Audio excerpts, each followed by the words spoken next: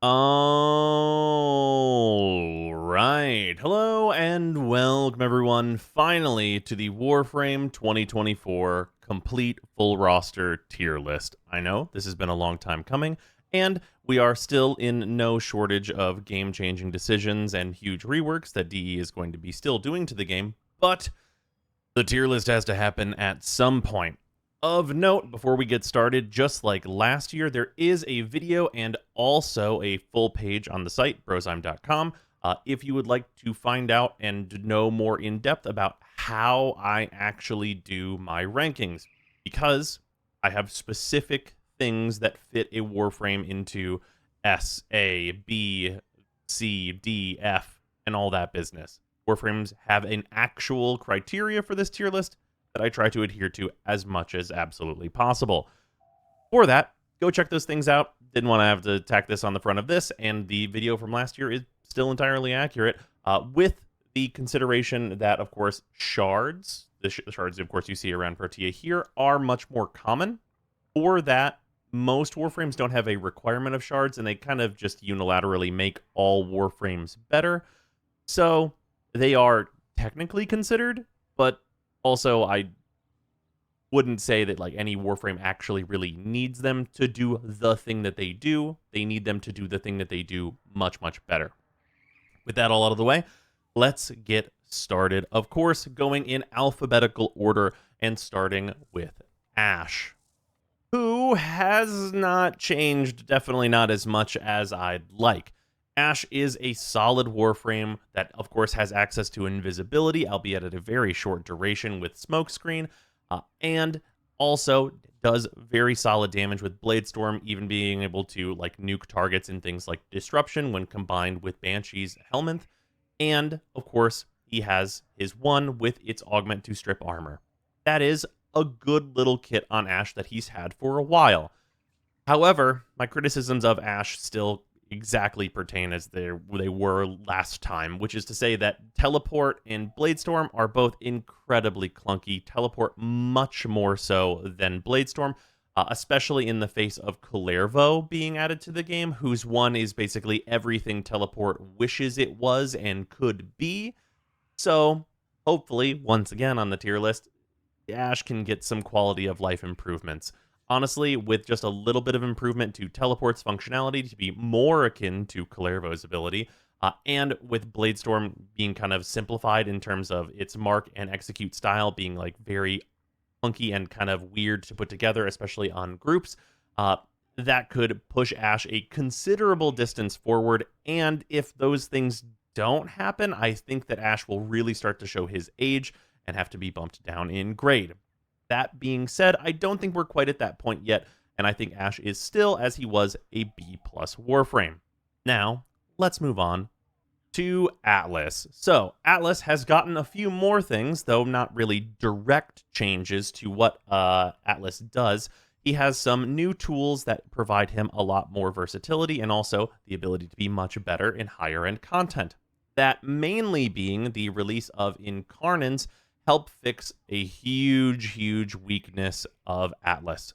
So, prior to Incarnance, the only way to give Landslide even a kind of reasonable amount of crit was Arcane Avenger, which would of course boost you to 50% crit on Landslide because its base stats are horrifically bad at 5% status and 5% crit, which are bad for a million different reasons. Those stats just kind of don't work in 2024 as a baseline, so they need to be improved in other means. Avenger was filling that slot and is an incredibly expensive way, with how rare that Arcane is, to do that.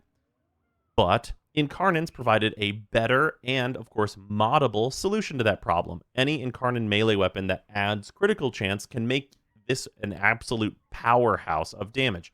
Of course, mainly that is going to usually be the Ceramic Dagger, but of course things like the Magistar and other weapons are also an option in the Incarnates, and most of the melee Incarnates will have a crit buff that is going to at least make Atlas much better and more competitive with other pseudo-exalteds especially. That being said, at lower levels, he doesn't need all that stuff. If you're just in regular content with Atlas, or even like early-ish on in like Steel Path and not trying to like push further or like do really high kill counts or like solo survivals for long periods of time by yourself, You don't need that stuff, and you can get by with considerably less. That being said, his 3 is his only other good ability. Petrify is a solid crowd control that does, of course, have the augment for additional loot, which does matter for Atlas, as it is one of the better ways to farm for additional materials because of the efficacy of Landslide, of course, being a solid DPS ability. Those two things work together well. Otherwise, Atlas has a good passive of not being knocked down when he's touching the ground, which pretty much covers everything you'd want from that. And in addition to that, he's bulky enough to take advantage of a health-focused tanking build, though usually you're going to want to combine it with a defensive helmet in order to make it much more solid in terms of your survivability. Though new options like Mirage's Eclipse with its more consistent defenses can help shore that up, along with older options like Gloom. To talk about, because we have to, Tectonics and Rumblers, these two abilities are just awful. Just absolute fucking dog shit. Tectonics is occasionally and extremely rarely used to break enemy AI because it is a wall that they can't just walk through, and that will very occasionally come up, but hasn't in, honestly, years at this point, I think. But is not like a use for the ability. In fact, I would wager that DE would rather that not be the thing that Tectonics is known for. So hopefully this gets changed completely at some point. And that also goes for Rumblers. The Rumblers, you summon them. They are little golem dudes, and they are completely ineffectual. 100% fucking useless. Hardly even a distraction for enemies, especially at high levels. So, between Rumblers and Tectonics, all of your kind of like Earthbender type stuff that Atlas has is pretty much entirely useless, and you're going to spend most of your time petrifying enemies and punching them in the dick. With that, that does give us 2 perfectly good slots for Helminth fodder, and that's usually going to be his 2 because you can spam his 4 in order to generate rubble. For his passive, if you want to, for the survivability, though that comes up also very rarely. And that's fine. Fixing him up with the helmet a bit and getting him to a place where he can just kick out a ton of damage with Landslide and get more loot with Petrify is a pretty good usage and works in a lot of the same situations that Ash works.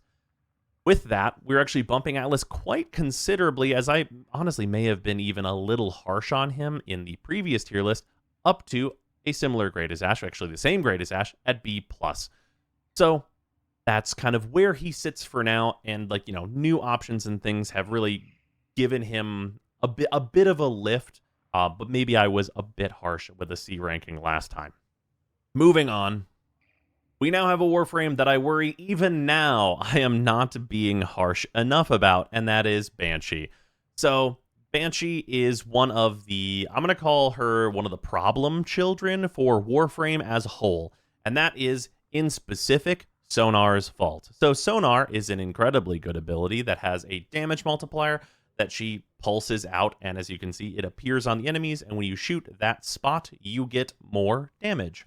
These can be stacked ad nauseum, and you can cast Sonar a million bajillion times, and stack up to usually just straight up damage cap if you cast the ability enough, with pretty much any weapon. With that being said, this is the thing that I would say Banshee is known for, and it is not allowed to work on anything of any substance whatsoever. Combining that with, of course, the advent of a bunch of these enemies that are essentially a timer instead of an actual health bar, because the attenuation has been reduced to effectively doing a little bit of DPS for 5 or 10 minutes on a lot of enemies. And it means that these debuffs that don't even work on those enemies to begin with also don't matter at all. And Banshee is not allowed to be relevant in content. If she ever is, I will personally princess carry her to that content because she can't survive for shit.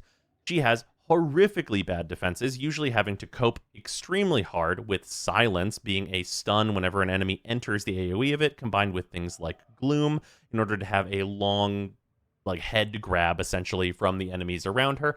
And that style of survivability was okay in the past, but has gotten significantly worse with so many enemies having Overguard. An overguarded enemy is completely immune to this and will simply shoot you in your fucking face, which usually means that she has to lean on shield gating, which isn't fantastic. It's not a great solution. And then, of course, you combine that with Soundquake, which hasn't been relevant for years, and D probably doesn't want it to ever be again because this was a very AFK strategy in the past. And, of course, Sonic Boom does have that augment that is similar to Ash's augment, where she can strip armor. But unfortunately, by the time you get close enough to strip armor with Sonic Boom, you probably will be riddled full of holes and dead. That being said, you can push her to work, and of the enemies that she does work on, Liches and Sisters are a couple.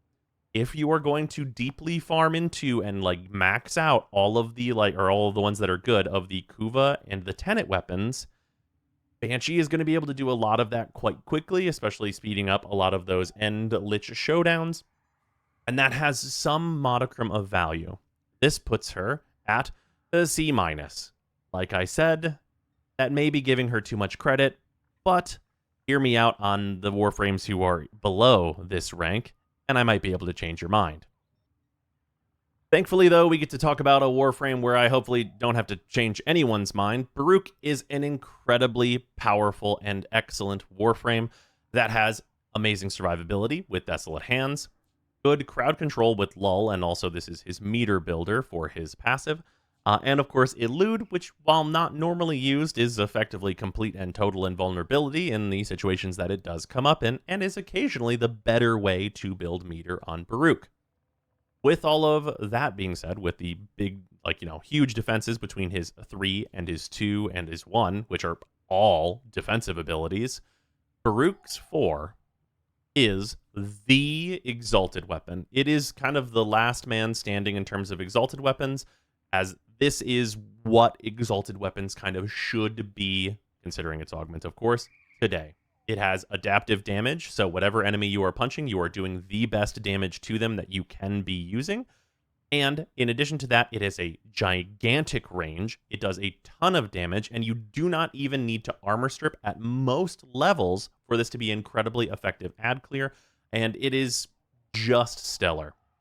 That does come at the cost for this ability, which is that you have to use Baruch's inherent meter.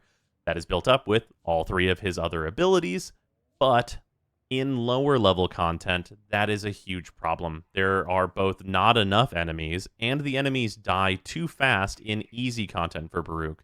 That's not to say that you can't play Baruch in that content, as he will just essentially be completely invincible because of Desolate Hands.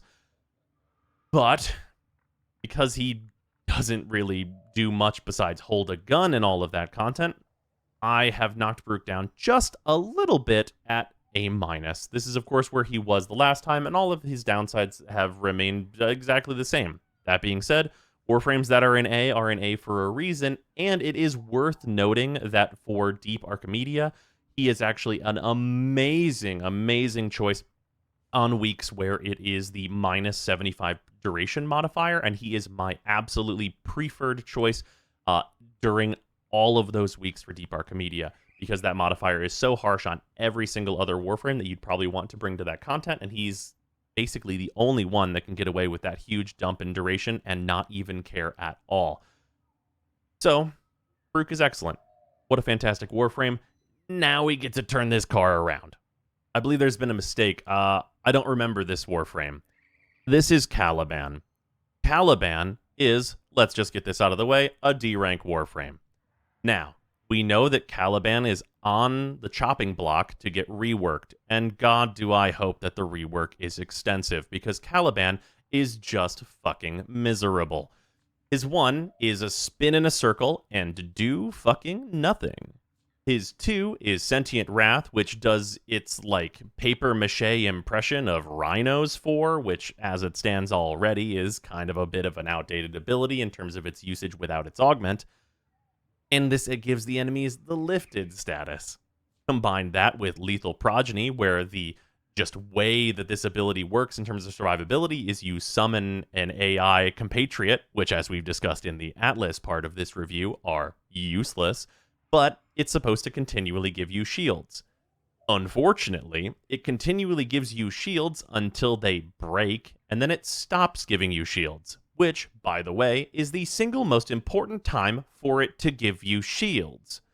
So, his first 3 abilities are essentially completely useless and nothing.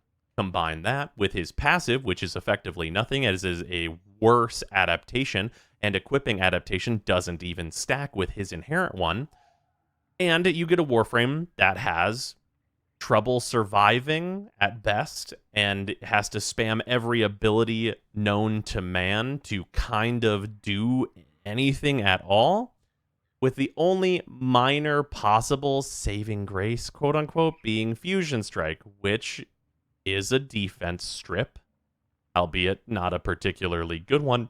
It is slow to cast, and there are just a million better armor strips that you could be using. I would go so far as to say that instead of doing armor stripping with his 4, you would be better off equipping corrosive shards, as it is just kind of a mess to use. I don't want anything to do with Caliban, and I've said this many times on stream and in the past.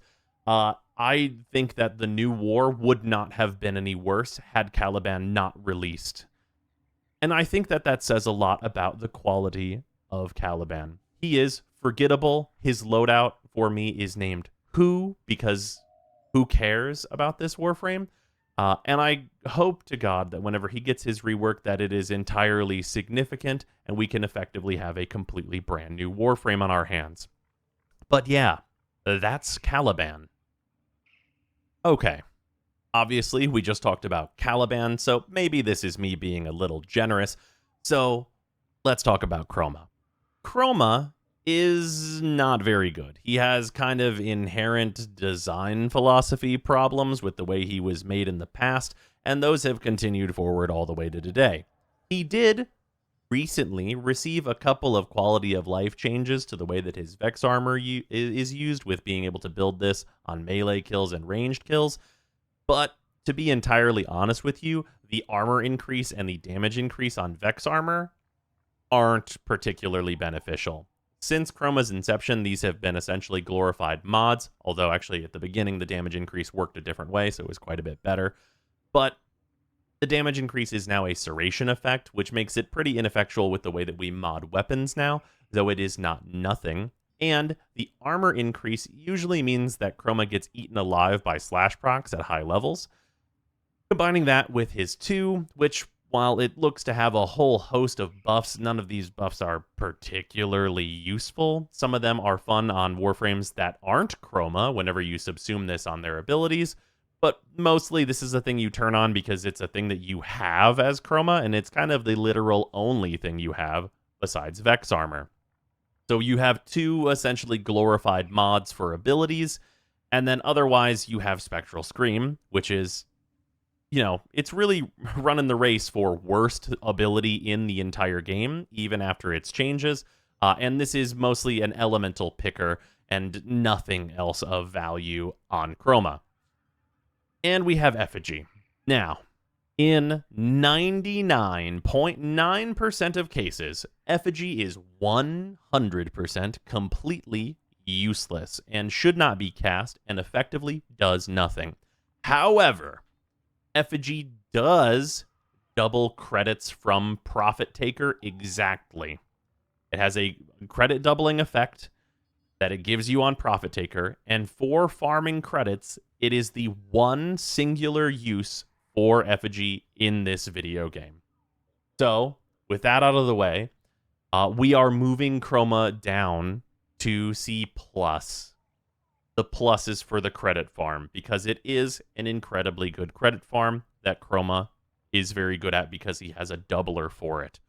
If the consideration is doing Profit Taker the best, you will not bring Chroma. But if you want double credits, here he is.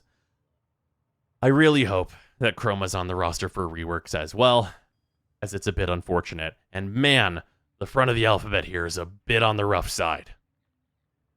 Luckily, we can start to turn that around with a new addition to the tier list, that being Citrine. Citrine is a phenomenal support, absolutely stellar, and you wouldn't think that they could follow up the release of Wisp with another good support Warframe, but they absolutely did. For one primes enemies to drop health and energy orbs, and with, of course, a lot of people turning to equilibrium effects, those health orbs are also energy orbs for your team and yourself.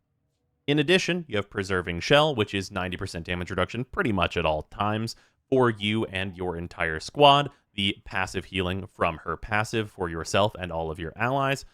Her 3, which is a significant status buff if you decide to keep this on her and don't helmet it off.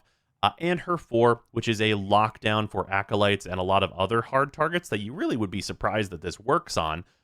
And you get a Warframe that is very self-sufficient and powerful that does a good job of supporting her team. I do think that she is a little bit behind some of the other very powerful support Warframes, and the support that she provides is not like exactly in huge demand because it is like, health orbs and, the 90% DR. Like, they're both extremely nice, but those buffs don't usually help speed up you killing. That being said, her kit is incredibly high quality, and she is an incredibly powerful Warframe that can subsume a lot of different things and see a ton of success, and I am very happy to put her into A rank. Absolutely stellar Warframe.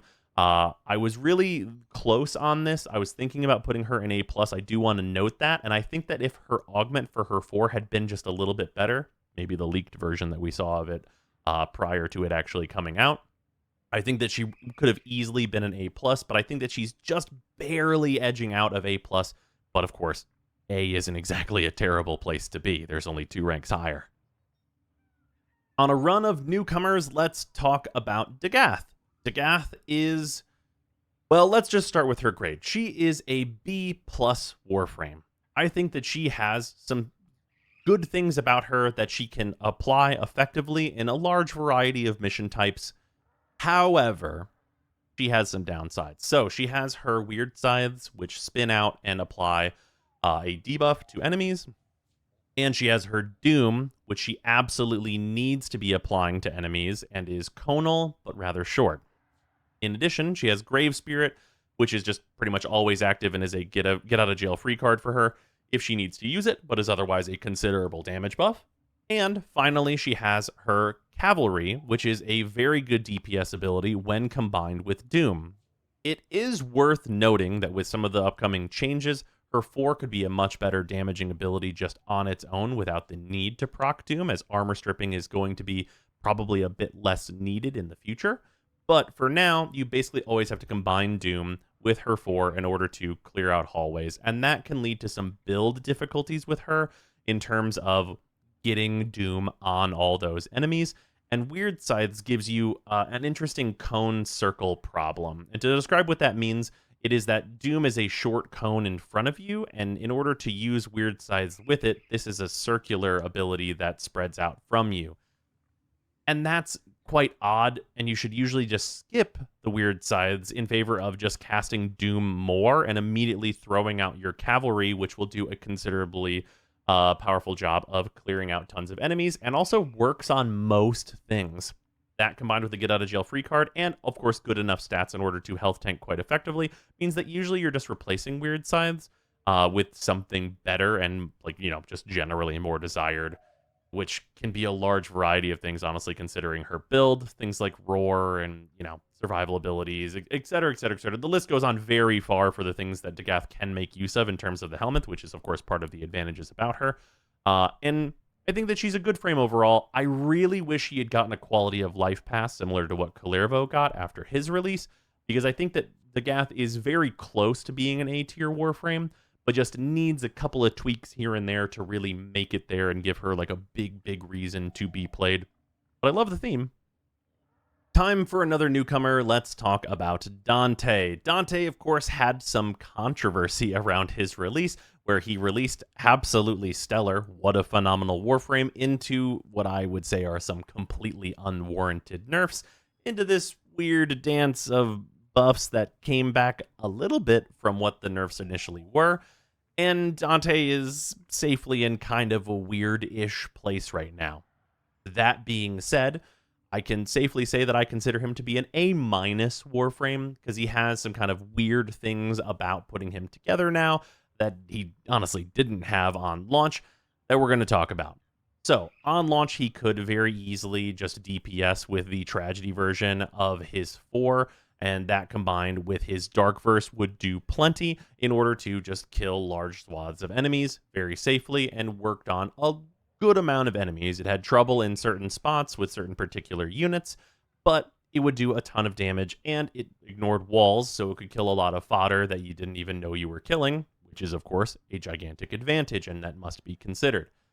No longer having that non-line of sight damage and like just reliability of just spamming Tragedy out and not only cashing in your statuses, but also your teammates that may be, just beyond a wall or all these things, is a bit rough, and does mean that I think that Dante needs to either remove Noctua, his exalted weapon, in order to kind of cash more in on that casting and use things like Roar to make that better, and get you to a better place with that, or build into Noctua as the exalted weapon and deal more damage that way.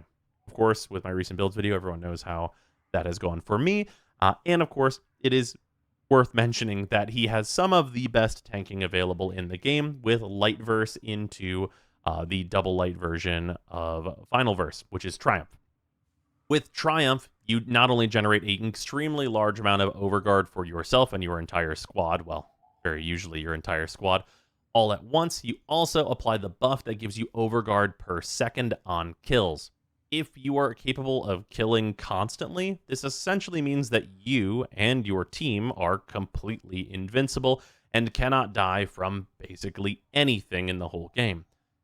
That has quite a bit of value and is still very good. I will say it is a bit odd that like what seemed to be like a DPS oriented caster Warframe has become more of a book tank, but he's still a very good Warframe that you can bring to a lot of different content and see a lot of success with.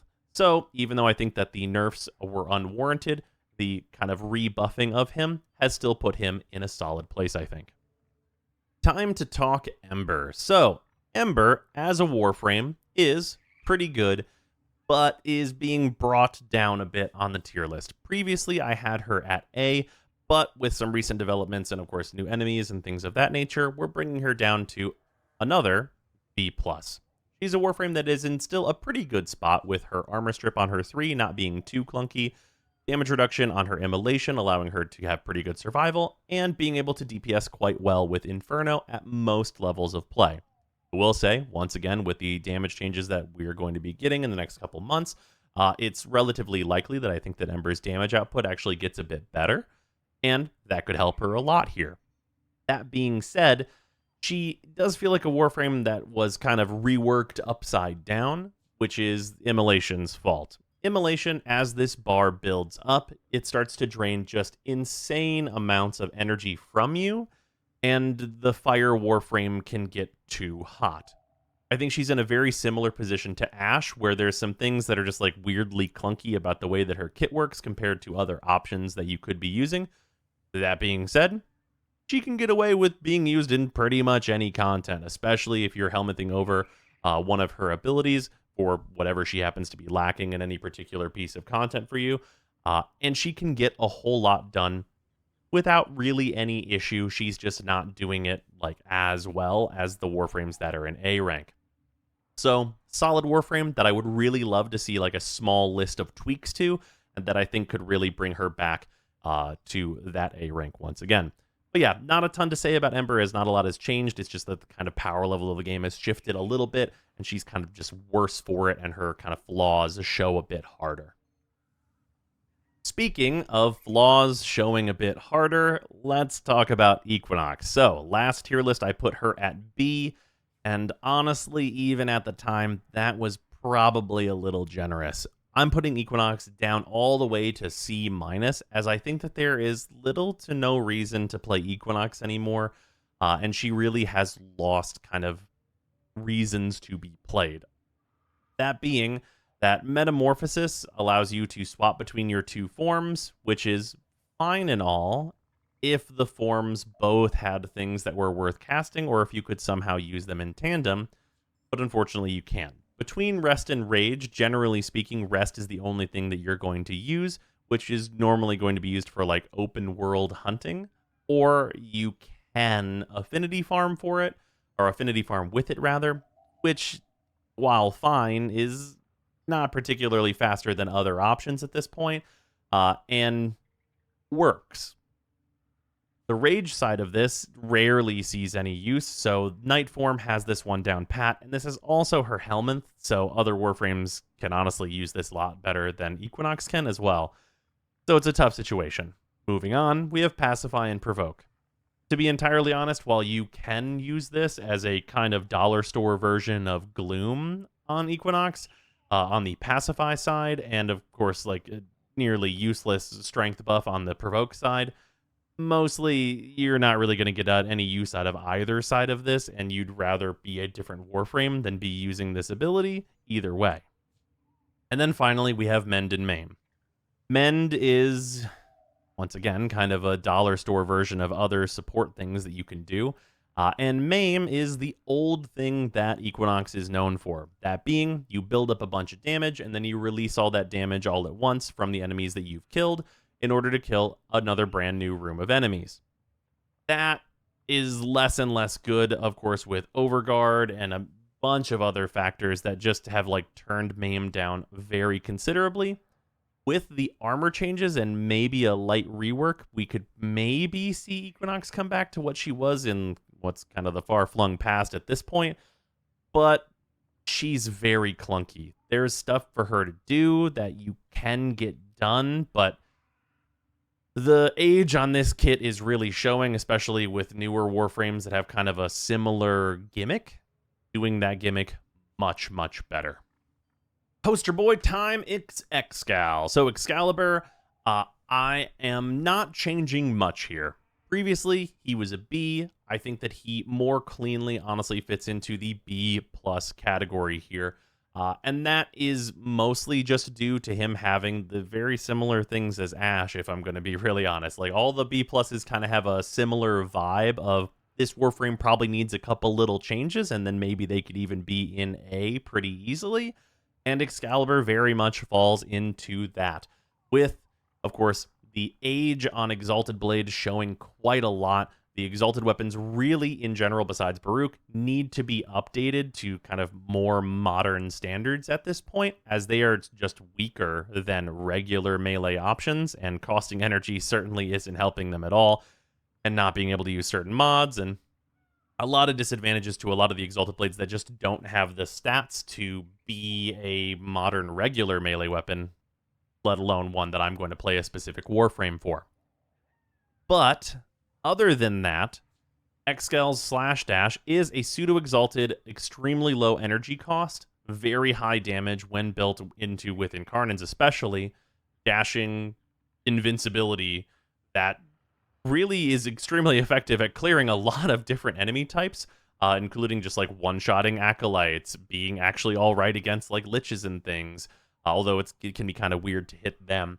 But yeah, there's a lot of power coming out of Slash Dash that isn't coming out of Exalted Blade, and it's kind of in a weird place where this is his primary DPS ability now. And of course, you combine that with Radial Javelin, which with its augment provides a very considerable damage increase for your melee, and Radial Blind for more safety, and then the usual kind of health tankiness build that Excalibur can go for, and you can get a whole lot done with Excal. I do think he's on the lower end of a B+, because, you know, we really would like to have a good Exalted Blade to work with, but still an entirely serviceable Warframe that you can take to pretty much any content, and with a couple of fixer-uppers, could really push into A, I think, pretty easily. Moving on, let's talk about the second biggest glow-up on this list. That, of course, being Frost. Frost got an incredibly small amount of change, and previously he was a D-tier Warframe. That being said, that small list of changes and tweaks really mattered a lot. Frost is capable of Overguard tanking now because of his 4's augment being changed to Overguard, and of course being able to generate Overguard on every hit of that on every enemy, alongside his 4 being able to armor strip huge areas of enemies, alongside it being a complete lockdown crowd control, does a lot for Frost to bring him up and make him a lot better. all the way up to B tier, which, you know, jumping 2 grades ain't nothing. That, of course, combines with his 3 being able to still defend objectives reasonably well, and that's about all she wrote here. Ice Wave is still one of the single most nothing abilities in the game, competing with Chroma's 1 for worst ability I've ever seen, so it's probably a little better than that at least.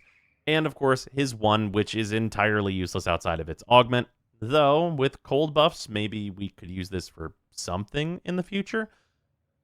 All in all, the things that Frost has gotten have been limited and small, but are impactful enough to make him quite survivable in high-level content, and he has a lot of good debuffing on enemies that make him honestly good enough to be in the B tier of Warframe, as he has very similar functionality to a lot of the other B tiers.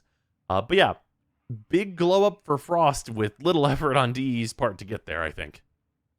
Let's talk Gara. So, also a glow up on the previous tier list. She was an A- for me.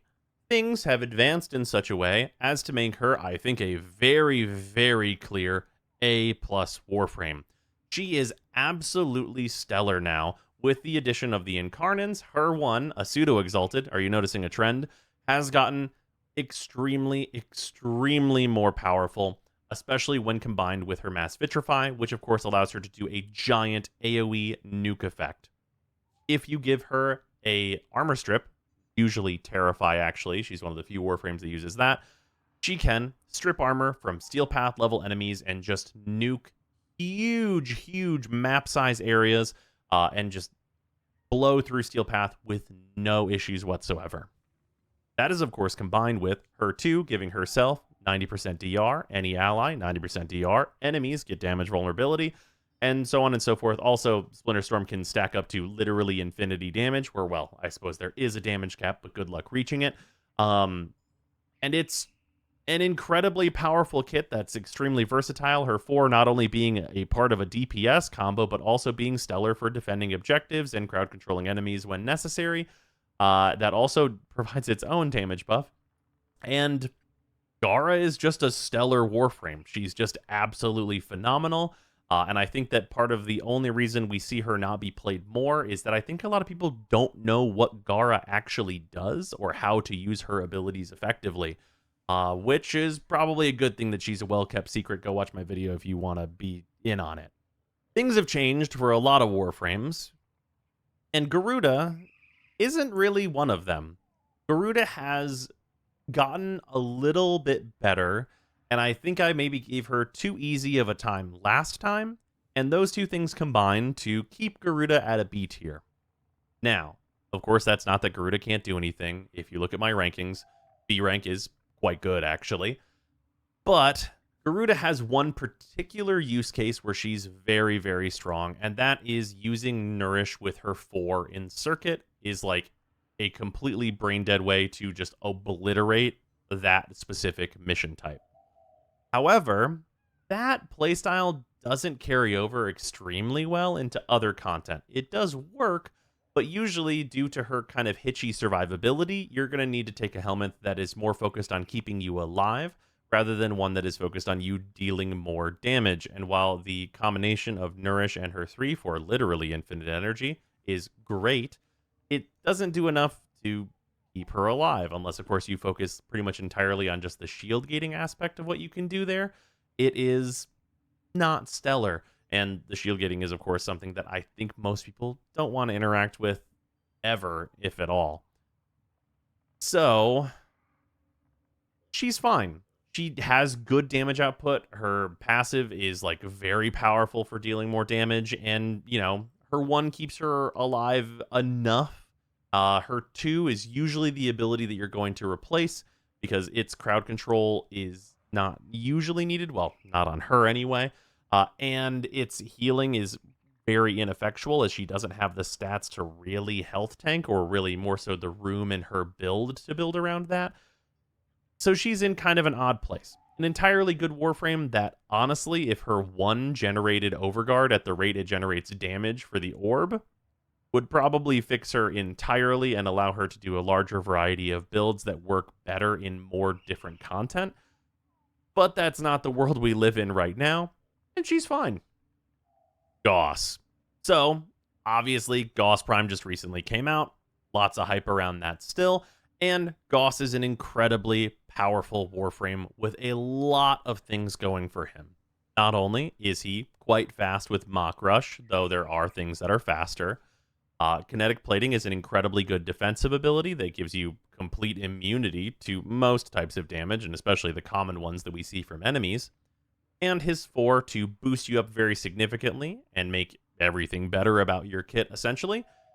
And that is coupled with Thermal Sunder, one of the best farming tools in the entire game, and in the hands of Gauss in particular, literally can do damage cap in moments' notice, and is an incredibly effective DPS tool at literally any level of play. If the enemy is vulnerable to heat procs, Thermal Sunder can kill them very, very speedily, and Gauss is overall a very compelling package that I think does have some downsides in certain content. That being all the content where you just want to hang out in one spot, Gauss performs pretty meh at.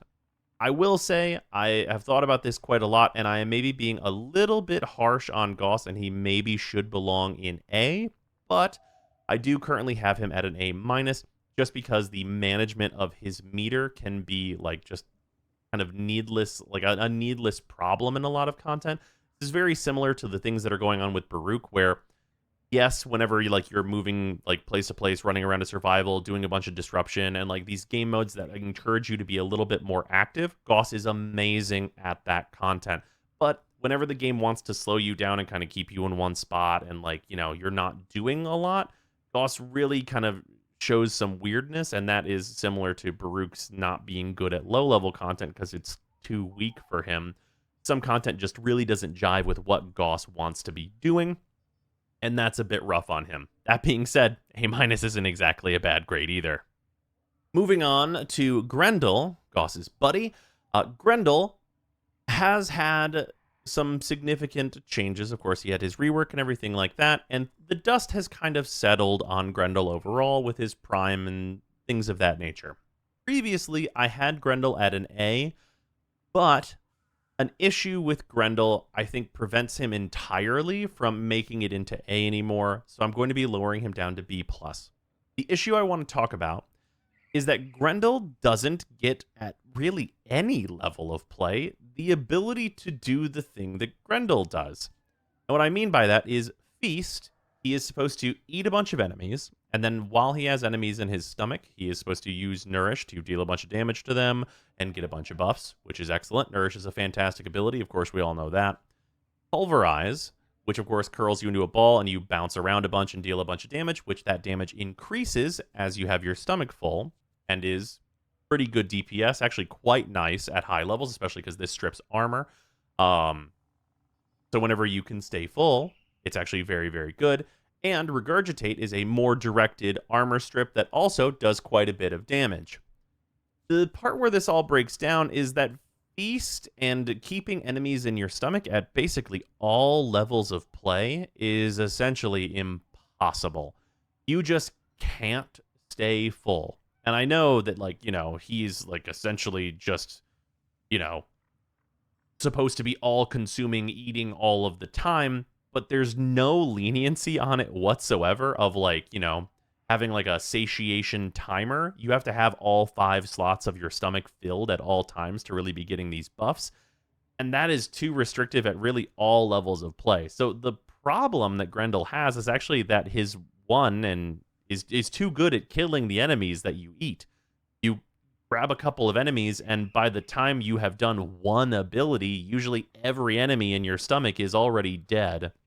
So while you can do just general good tanking things, because you are, of course, a very high health Warframe, and the low shield is actually kind of an advantage, and you can use his other 3 abilities, the management required on Feast is so much, and, just usually amounts to nothing, because you eat them and then they're just gone instantly, and you'd have to, find more enemies to even do a basic level of what Grendel wants to be doing.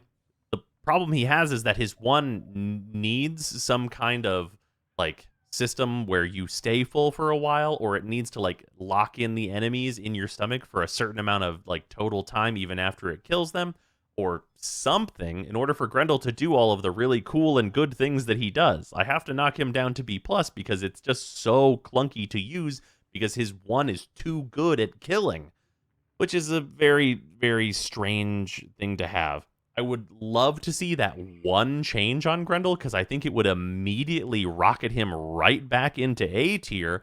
But as it stands now, it's just too clunky to really be used in most content, though you can, and maybe there's some chance with the health increases we're going to be seeing on armored enemies in the coming damage changes that it will maybe be a little easier, but I doubt that that's going to be the case as you are very good at killing unarmored enemies with him.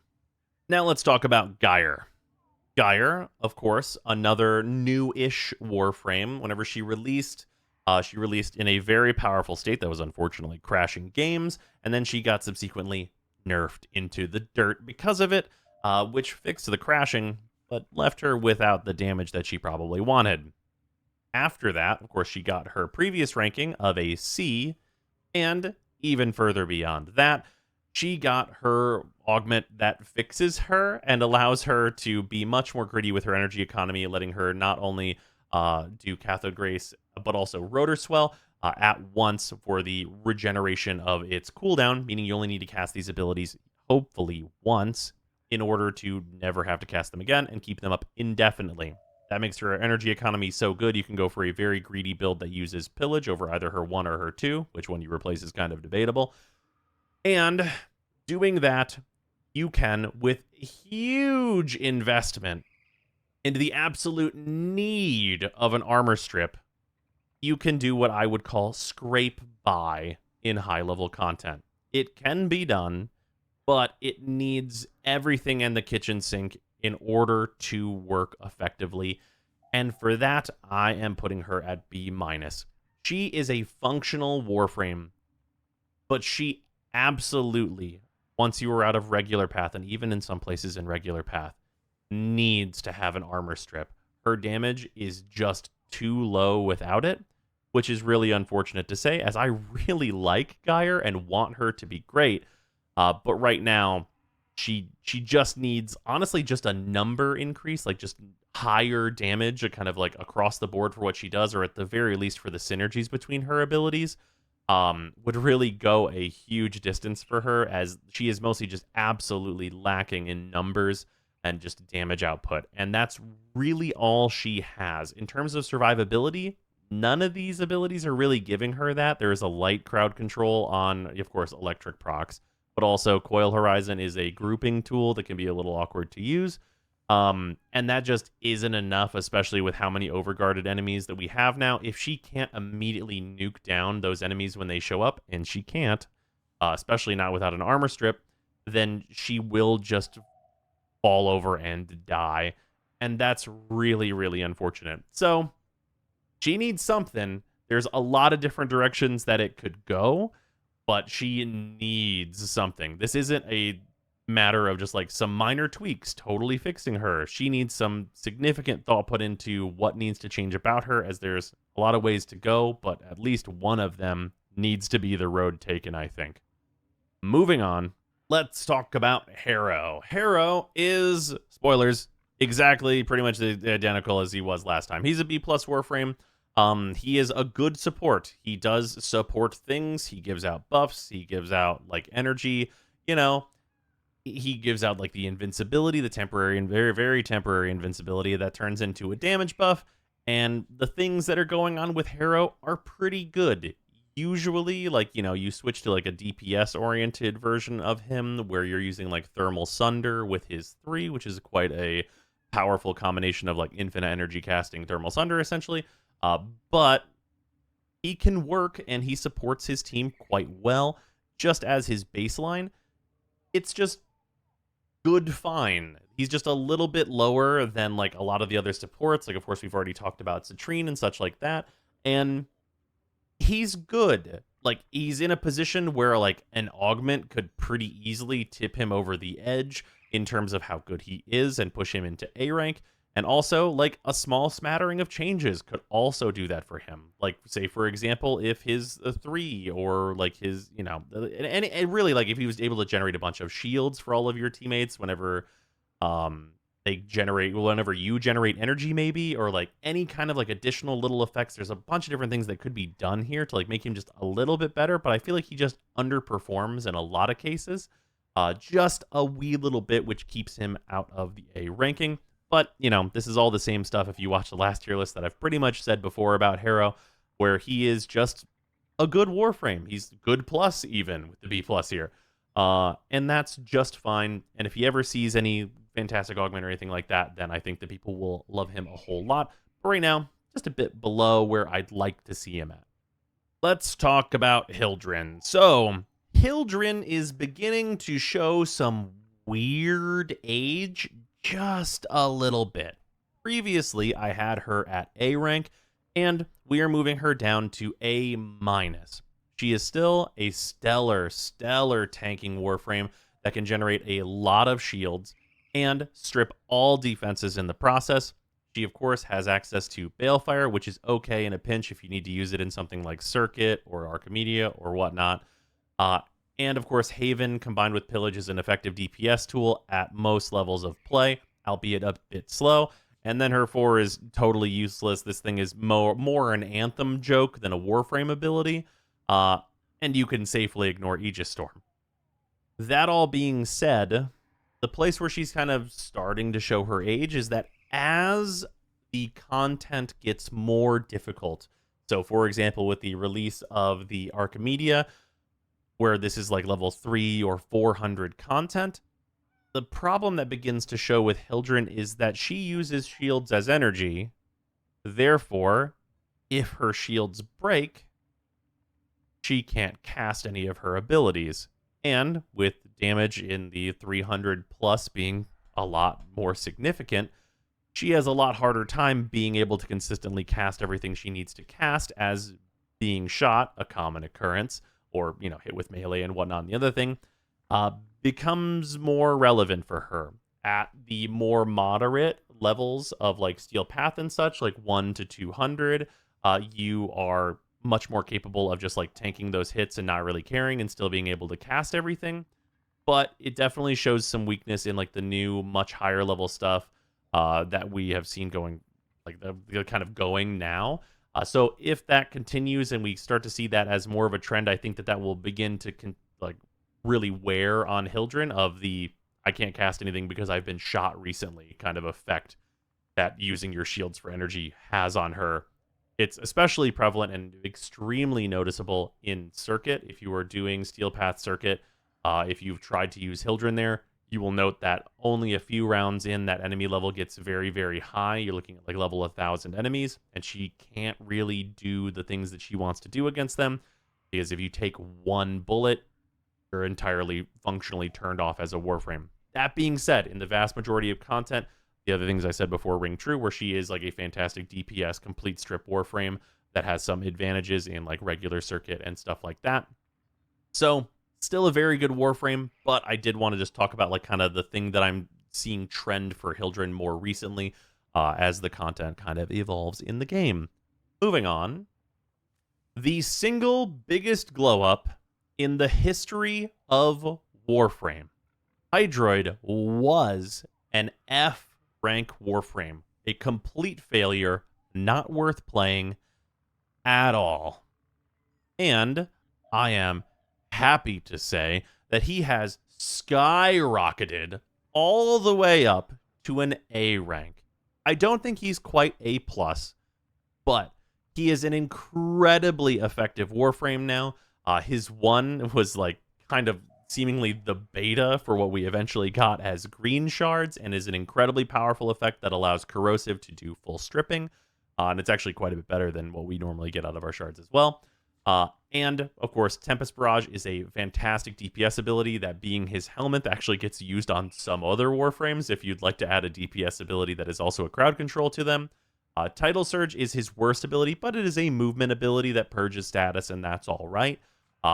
Plunder, his new ability, instead of Undertow, this gives him a huge amount of armor, a large damage buff, and is just very effective just across the board for just dealing a bunch more damage and allowing Hydroid to pretty easily just health tank whatever he needs to health tank with no real problems. And Tentacle Swarm, of course, this is your big area lockdown that has been made much, much more consistent. And on top of that, of course, it is a looting ability, which has huge advantages whenever you just want to get more stuff from a mission. And with Hydroid being otherwise quite good now, it comes at almost no cost at all. Overall, a fantastic, fantastic improvement to Hydroid that I'm very happy to see and hopefully can be replicated for Caliban in the future if Pablo works his magic once again. But yeah, excellent glow up for Hydroid. Very happy that we can safely take him out of F rank. Another Warframe with a recent rework, we can talk about Inaros. So, previously, Inaros was at a B-, and now I would consider Inaros to be at a B+. The reasoning for this is that while his rework was helpful, it's weak in a couple key ways where I think that there is still a little bit to be done with this one. That being that Scarab Swarm, while effective enough crowd control and will eventually strip armor off enemies, is quite slow at that. And also is not an effective DPS ability with this scaling off of your health. It just never reaches a number of damage that's like going to be good. And that is where the weakness of the rework kind of comes in. Because Scarab Shell is obviously a stellar ability to survive and is going to do a lot for Inaros' survival, which I think is better than it's ever been. But not having at least like one shield really does a number on a Warframe survivability in a lot of cases. That being said, in situations where your 2 works, Sandstorm has actually been transformed into a honestly quite good DPS ability where you can zoop up huge groups of enemies and then give them a bunch of procs through its augment, and they will just simply die whenever you're done with your 2. You're also completely invincible and basically always heal to completely full whenever you use this ability, making it quite good, and it's probably the best thing that we got from the rework of him. Of course, Desiccation still does what it's always done, and of course the finishers being much more consistent is definitely helped on this. But overall, I think that Inaros is considerably better than he was, but not quite good enough to get into that A rank territory, though I think with some improvements to Scarab Swarm, that's really not particularly far away, as the survival concerns, if Scarab Swarm is made good enough to be a good damaging ability, can be patched up with, say, his 3 augment, for example. But yeah, good, small glow up for Inaros, of course. We were told that it's a smaller rework than Hydroid, and while I think that it made a similar amount of total big changes, it definitely did a bit less, quite a bit less than it did for Hydroid, simply moving Inaros between the B ranks, of course. Let's talk Ivara. So basically everything I've said about Ivara in the past remains true, which means that she's keeping her B+ rank. This, similar to a lot of the other B+ Warframes, as I've been saying, is basically that Ivara is good at a large variety of content, though with the difference being for Ivara is that her problem is that her Artemis bow underperforms a decent chunk to other better primary options that we have, though it is still good for things like Circuit and such like that.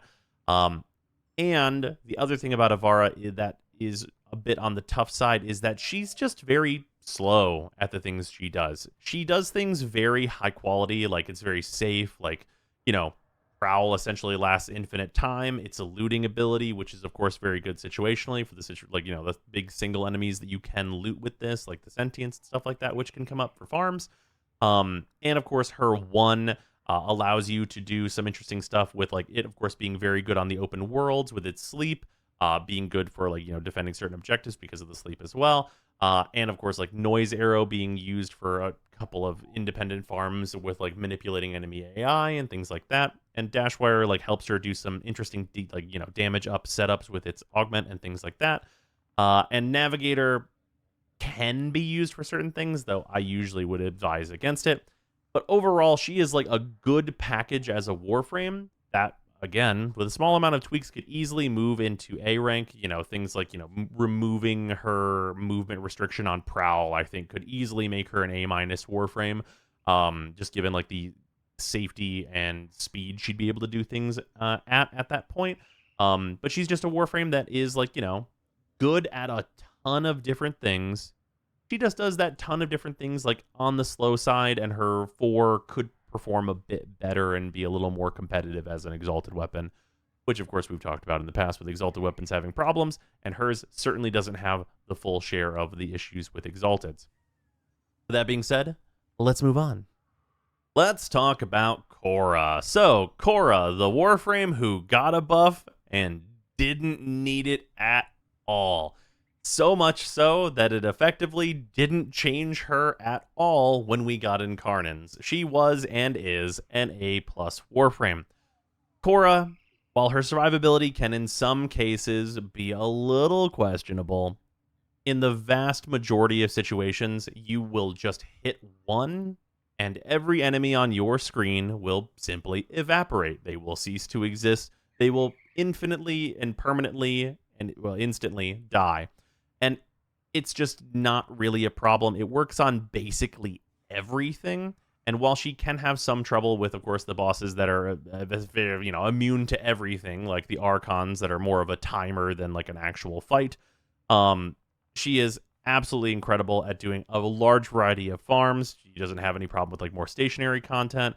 Ensnare is one of like the most effective abilities against disruption targets. Like, it's not even a thing that she needs against disruption targets, but it's incredibly powerful for farming that game mode. Venari, which you get to keep, by the way, if you helmet over this ability, you still have your cat, so you get all of the benefits of Venari with essentially a completely free helmet slot. Can be a large variety of things that can help Korra out. And Strangledome is the, I would say, best looting ability in the entire game. If you were looking to get more loot from enemies, this with its augment is an absolutely phenomenal ability to be used. And this, of course, kind of amplifying the range of damage you get from your 1 to all of the enemies that are caught within her chains are just, it's just an incredible combination of abilities that make for an incredible Warframe. The Incarnans powering up what you can get out of her 1 in terms of damage is certainly very good, but I honestly couldn't tell you it was absolutely needed. Just a fantastic Warframe, just really good to have around. Speaking of good to have around, Kullervo, a new addition to the tier list and my favorite of the additions. Kullervo, especially for those of you that watched my most recent free-to-play through, you'll know to be absolutely phenomenal. He had a bit of a rocky launch, but after a couple of updates and changes to the way Overguard works and such like that, he is an absolute powerhouse. Wrathful Advance, giving heavy attack weapons a gigantic buff and being an instant teleport that can be used in like spy missions and such like that, is an incredibly powerful single target DPS ability that can kill things in Steel Path with little to no setup, and just like a kind of good weapon that you will farm alongside him for those of you that watch the free to playthrough. Recompense, of course, gives you a ton of Overguard that you can constantly be generating by casting this all of the time, and is just, actually pretty solid for damage at lower levels as well.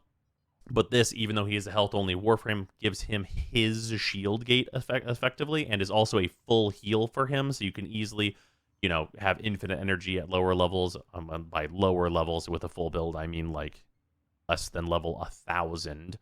He can easily health tank all that stuff, and be able to generate infinite energy with like the hunter mods. And then Collective Curse. Collective Curse, oh, thank goodness, Kullervo, you personally, is the only one that gets to take advantage of what this ability does. So, this is a pulse you send out that links all of the enemies hit by the pulse together, and they all share damage with each other. That, combined with Wrathful Advance as a big single target nuke, usually means you hit 3 and hit a ton of enemies, hit 1, and then kill every single enemy in the collective curse and their entire fucking bloodline. It is a stellar combination, even just on that front, but we also get to talk about Storm of Ukko. First and foremost, Storm of Ukko is amazing, even on low investment, and speaking of low investment, you can put Kalervo's build together with like string and a paper clip, and he will clear Steel Path very easily, and Storm of Ukko is no slouch. This is a giant AoE constant proccing slash ability, which will easily wipe out in any real like farming map of regular path, will immediately succumb to this ability at reasonable range, and this is just fantastic, and even better with its new augment you got for like, oh, I actually think it's an augment for Wrathful Advance, to be fair, but it lets you teleport this AoE around with you. And because Collective Curse is each enemy's damage dealt to, like, is shared among the entire curse, you can Storm of Ukko and then Collective Curse all those enemies, and it's as if they were being hit by many multitudes of the Storm of Ukko. Kalervo is an absolutely phenomenal Warframe. I would say he is the best and definitely my favorite of the new Warframes to this list, at a very easy to give A+. Absolutely phenomenal Warframe. He is not hard to farm for new players, and you farm him alongside his preferred early game weapon, the Azethane, and I would suggest him to anyone who is new to the game. And even if you're not new to the game, it is very likely, depending on what your inventory of built Warframes is, that he could be a brand new top power level for what your arsenal is capable of when you get him. Absolutely phenomenal. Moving on. Now, not a newcomer to this list is Lavos. Previously, he was, of course, at a C rank, and that is because his stuff kind of doesn't really work. You can primer enemies with, like, every status that exists in this game, and then use Catalyze to get some kills, but that is the thing to do with Lavos. If you are not doing that, which is honestly a slow, clunky process, you're basically getting by with health tanking and like casting his other abilities in maybe hopes that you can do something with a Catalyze again by refreshing it with like his 3 or using his 1 augment, God forbid. And that's kind of the play that Lavos does have. Thankfully, he was improved by giving him one of the most insane augments I've ever seen, which allows him to take his passive, which allows him to infuse any elements into his abilities, that being like Toxin on this, Cold on this, Electricity here, and then Heat, and then being able to combine those across to get Viral, Magnetic, so on and so forth. His new augment allows him to take whatever the last imbuement he used is and make it so that you get force procs and a damage increase on all of your guns after you cast it. Meaning, very versatilely, you can switch to whatever element is appropriate for a situation and proc the ever-loving shit out of it, which is a considerable upgrade. That being said, it's a considerable upgrade to the rest of his kit, which I consider to be mostly nothing, so it's not like he's going to be getting into B rank, but I think it's definitely worth moving him from C up to C+. I really would like to see kind of like a huge host of tweaks and damage increases, and really just a complete numbers rework of probably the entire way he works with his cooldowns and everything like that, because I think the inherent things that his abilities do are good, but the way in which they do them, the numbers and so on and so forth, are just not even close to good enough. The new augment should be like the bar for what Lavos' abilities can accomplish and how effective they are, and it's just not even close. That single augment is more valuable and does more than all of his abilities combined, and it is essentially what the whole Warframe is now. I think that says a lot about both how good that augment is and about how much Lavos definitely needs help. Swinging kind of the other way, I'm going to try my very hardest not to turn this one into a rant. Let's talk about Limbo. I was too nice last time putting Limbo at C-. Limbo should very firmly be a D rank Warframe. And it's for some similar reasons to the things that we talked about with Banshee, though Banshee is still at C- with the few things that she can do. With Limbo, we have some other concerns to talk about, which is that he has the same problem Banshee does, which is that he is not allowed to function in content. Meaning, his passive, his rift, his other dimension can't work, or it is the best thing in the game and breaks everything. And what I mean by that is you either can open a cataclysm and stop time and completely turn off the piece of content that you have just entered and effectively make it just a timer, or it is the clunkiest, most like horrifically shitty thing to be doing that is slow and not effective and doesn't work on all the enemies, and so on and so forth. So for that, he is an incredibly, I would say, like poisonous design for the game, and is like a design hole that you must always fill when making new things. And it is a colossal problem because the solution to that is to simply make Limbo not work on anything relevant. And for the reasons that should be obvious, that's not a great solution for a full class of Warframe, because everything about him revolves around that mechanic and doing that, and if he can't send you into the rift and stop time, then he essentially does absolutely nothing. Like, I hope that the D in this rank can stand for redesign this Warframe, because he's really feeling the sins of the past here of what was, on introduction, a really fun and cool and interesting thing to do, like, so strange and neat. But, he just doesn't really fit into, like, the framework of what Warframe is, or, like, the way content is being designed. And I would say it would be unhealthy to even try and make that happen for him, as you'll create a bunch of content that he likely is just more required for than anything else. And also, with just hanging out in the stopped time doing nothing, I also think that's quite boring, though that's not factored in here. But yeah, overall, like, Limbo, just rough styles, just not great. You can force him to work, but it's just it's not great, and when it does work, it's a problem. It's almost always ready for a nerf the moment anything comes up with Limbo functioning on it.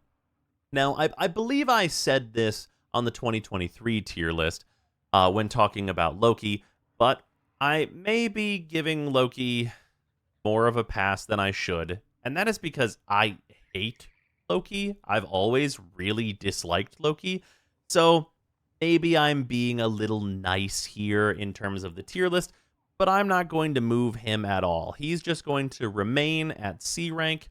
He has invisibility. He has some, like, quirky little builds, especially with his, like, new 1 augment and stuff that you can do that are okay. Invisibility, quite a good thing. But overall, Loki just doesn't do a lot besides that. And there's been some discussions about, like, could they rework Loki? And, like, weirdly, his theme of, like, trickster invisible guy is just not... there's not a lot to be done with it that could suddenly make it, like, really good, I think. And honestly, maybe his 1 augment is as much as they could do towards that more, like, damaging side. That could make him a lot better, and it just didn't really move the needle. So yeah, Loki, he's okay. You can play him, but it's just, it doesn't really fit into what today's Warframe wants from us.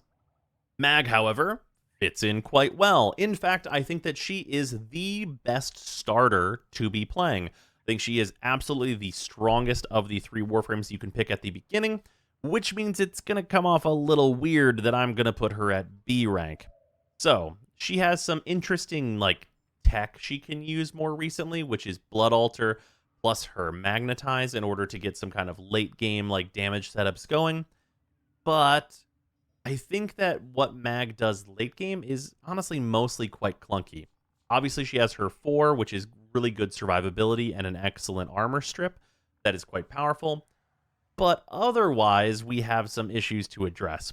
Pull, a phenomenal early game ability that just doesn't do as much as you'd probably like late game, and Magnetize, which you kind of need to build around as her DPS ability, has a lot of finagling to be done. That being that it doesn't work in a lot of different environments, the suction on it stops if the initial target dies. There's a whole host of weird things about this ability where, like, you need an enemy to place it down. You can't just put this bubble wherever you want. A lot of factors come together to just make what she becomes later on in harder content just pretty underwhelming. And while at the beginning of the game, pull and crush, for lack of a better word, later on, polarize really doesn't do anything. This being a flat defense strip is absolutely useless in the face of enemies. You're getting rid of 1,000 armor. Woo! This enemy has 100,000 armor, and of course that might change soon with like the different armor values being up for change going forward here. But at current, I think that she is overall a B rank. But keep in mind, I do also think that she is the best starter, and whenever I do like the free-to-play counts and stuff, she is my insta-pick. Instant lock mag as a new player, but she is a Warframe that I think the majority of players will grow out of as they get into some of like the clunkier things that she kind of needs to accomplish in order to have a lot more success in that higher level content. A Warframe that many of you are already intimately familiar with, Mesa.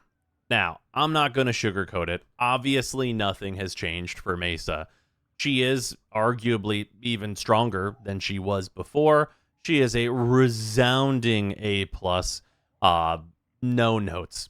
Incredible DPS ability with Peacemaker. Obviously requires quite a bit of investment because you do have to mod her pistol separately, but it's entirely worth it. Shatter Shield is an incredible defensive ability. Shooting Gallery splits the difference as a good, like, minor defensive crowd control while also giving you more damage. And then her 1 is her helmet slot, which you can place a ton of different options to great success.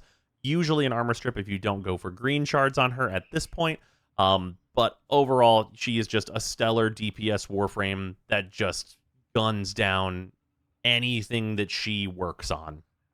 There are, of course, enemies where her 4 doesn't function. It doesn't target the enemy, so on and so forth. But even in that content, because of Shatter Shield and like her, you can build her as a health tank even, which is kind of funny. She's able to survive through that content and just like use a lower level buff, usually a larger level buff on her, like where her 1 is, and good survivability on her 3, to also really not have any problems in that content either. Just a hugely versatile Warframe that, it just really doesn't have any problems in like basically any content. She's like the reverse of Chroma. Mirage. So with Mirage, there's quite a bit more to say than there is with a Warframe that we all know and love like Mesa, and that is that Mirage got some incredibly significant changes. Previously, she was a B rank Warframe that was fine for a lot of things. There's some things that she did well, and like, the inconsistency with her was tough. That inconsistency is completely and totally erased, and I can confidently give her an easy A+ as well. I am very happy to see the huge glow up in terms of just like what the consistency has added to Mirage. I could say that she is like one of my more favored Warframes to be bringing to content at this point. All of Mirrors being like, a minor distraction for like, enemies shooting her clones, being a damage increase is very good. Eclipse, of course, very good survivability, easy access to 90% DR, not to mention, of course, the damage buff that you can toggle to at will. Her 4 being an incredible DPS ability for just like, mowing down its survival's worth of enemies. This is one of the best abilities to be like farming Elite Sanctuary Onslaught with. Like, just can kill enemies even if they are armored. This will very effectively take down enemies even on the steel path. At the very least, the smaller units, if not also the heavies, without even the need of an armor strip. I'm very excited for this ability going forward with the armor changes. And usually sleight of hand, while it does have like, it's, kind of weird DPS build, I do think it is like a suboptimal choice that is usually helmeted over. But yeah, Mirage is in a fantastic place, like a passive, excellent DPS ability that requires a little bit of thought on your part. Very consistent, like defenses, and then like a nice half and half defensive offensive ability in the form of Hall of Mirrors. Um, just just really excellent. Been having a fantastic time with Mirage as of late since her changes. Not so happy with how her helmet ability was handled overall, but just great. Just in a fantastic place now. Love to see it. All right. Things that I continue to not love to see, if I'm honest, and that is Necros. Begrudgingly, for all of the same reasons as in 2023, I'm going to keep him in A-. That being said, we're going to talk about kind of the reason he's an A-, that being Desecrate. Desecrate is more loot from basically every single enemy in an entire tile set. This is the most effective, like, just go into a mission and farm resources ability. It's easy to access.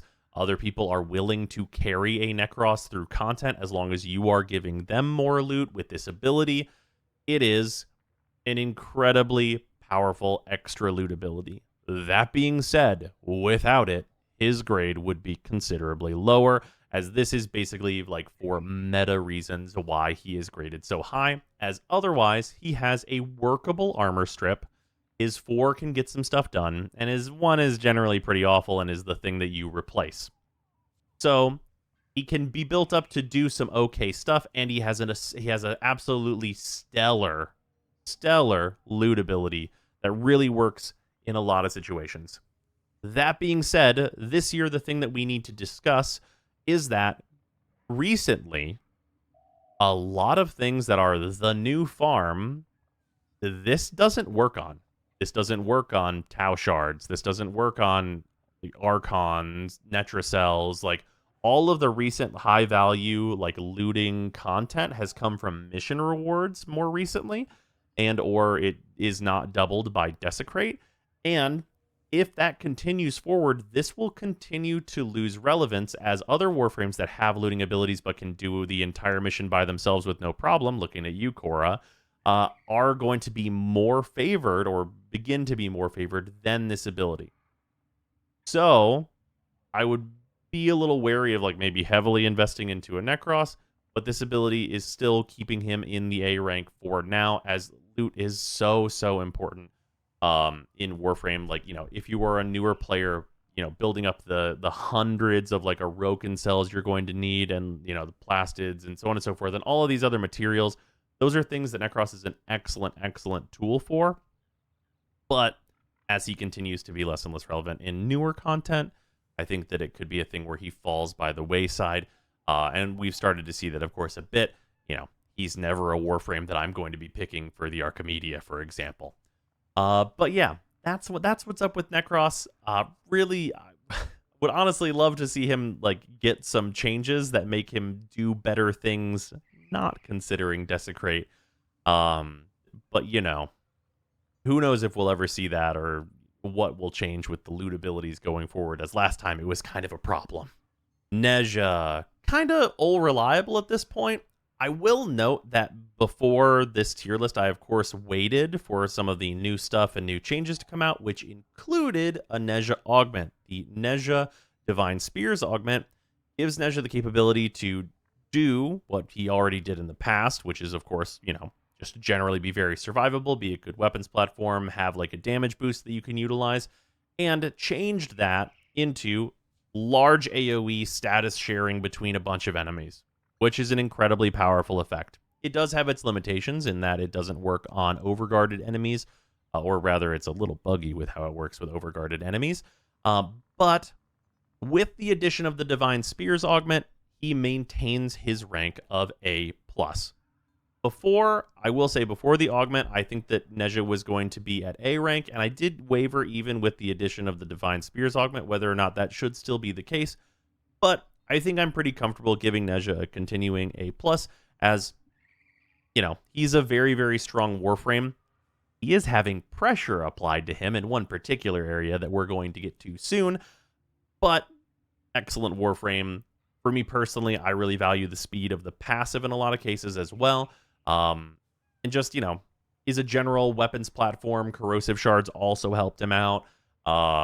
Just good stuff Warframe, right? Like, you know, Has a lot going for him, mostly a weapons platform. New augment really seals the deal here. Time to get into a fan favorite. So, Nidus.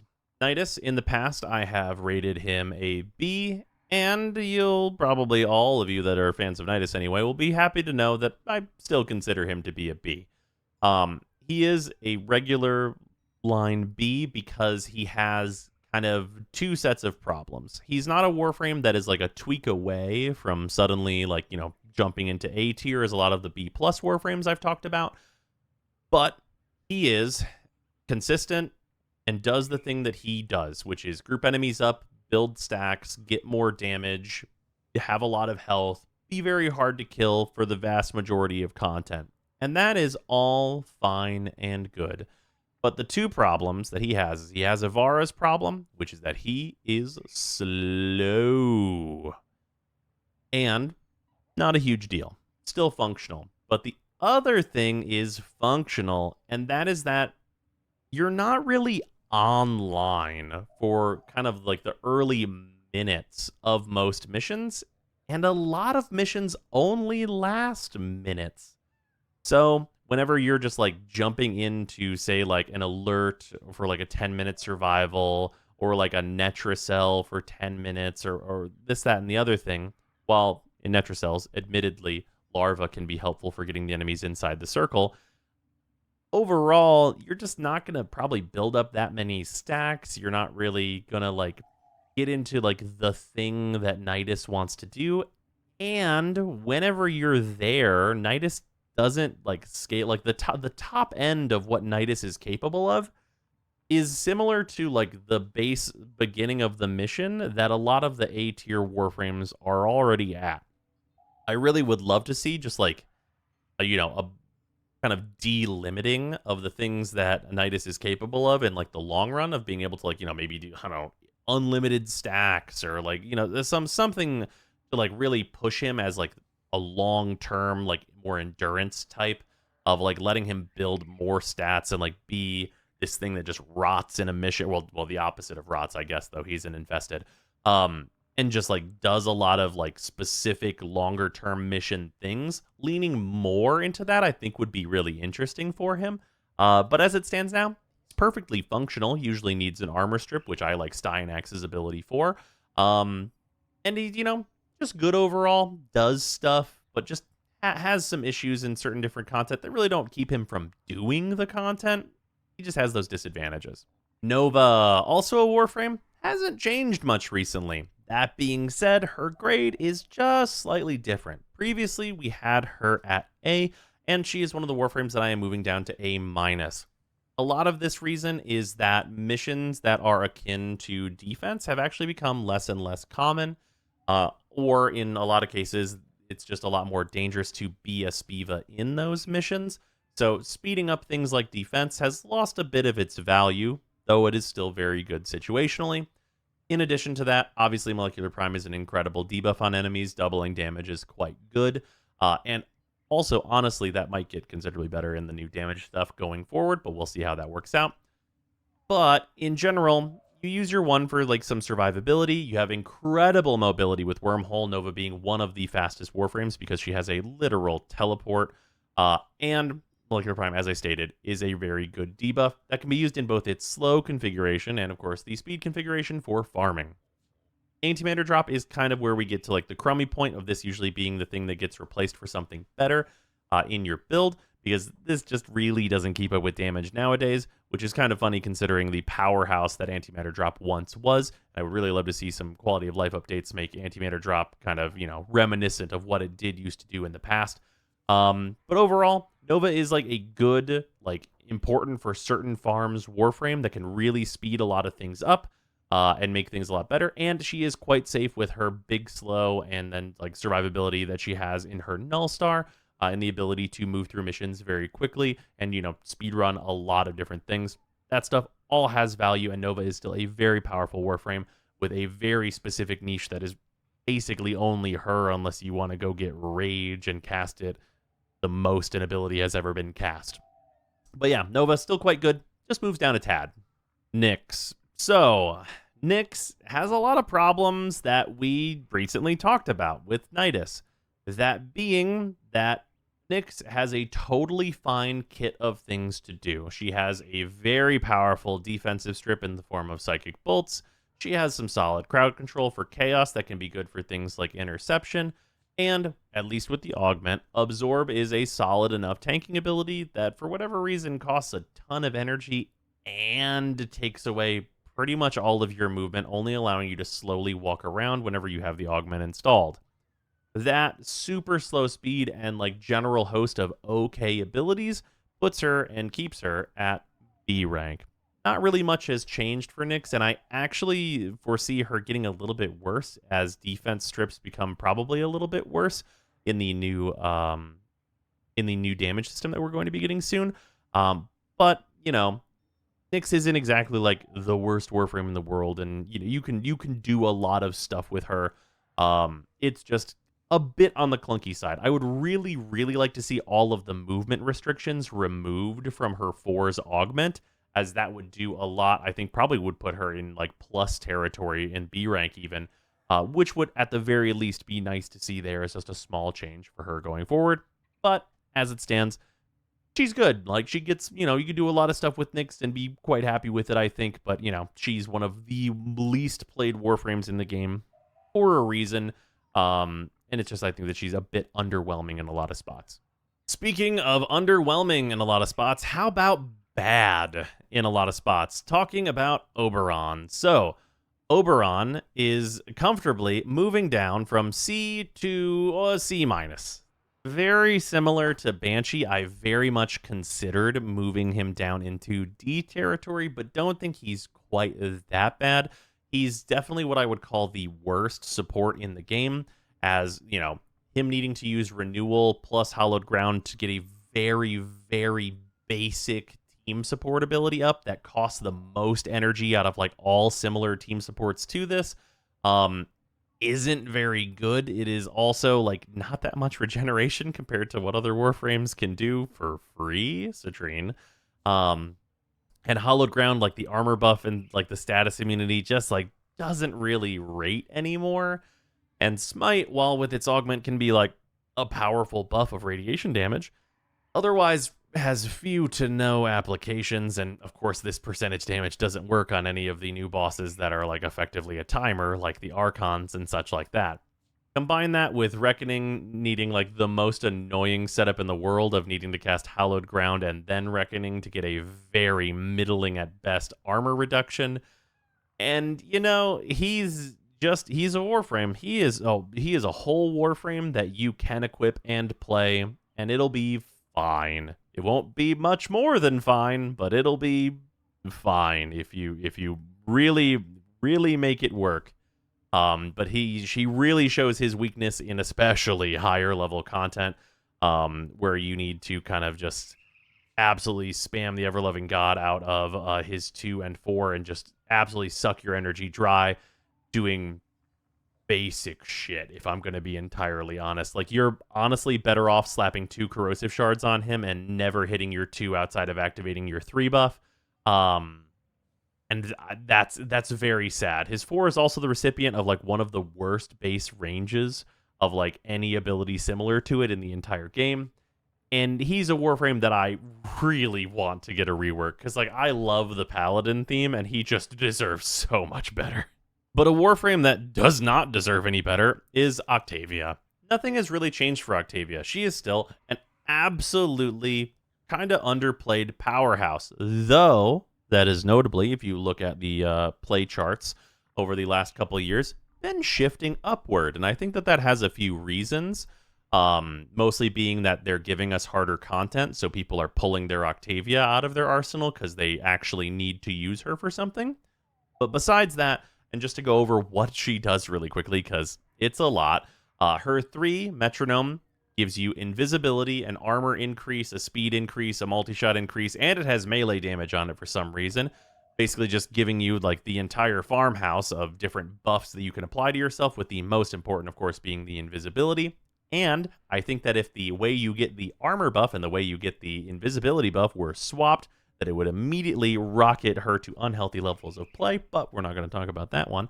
And otherwise, She has an incredibly powerful damage up in the form of Amp, giving you significant damage increase, and also increasing the range of your Mallet. Mallet being a infinite damage scaling AoE that absolutely obliterates most enemies, especially ones that you've just removed the armor from. Letting an armored enemy walk up to this, shoot it a bunch, and then removing all armor from the entire AoE of the Mallet by subsuming over her too, is a very effective way to kill everything on a map in an incredibly safe way as well, because you are invisible.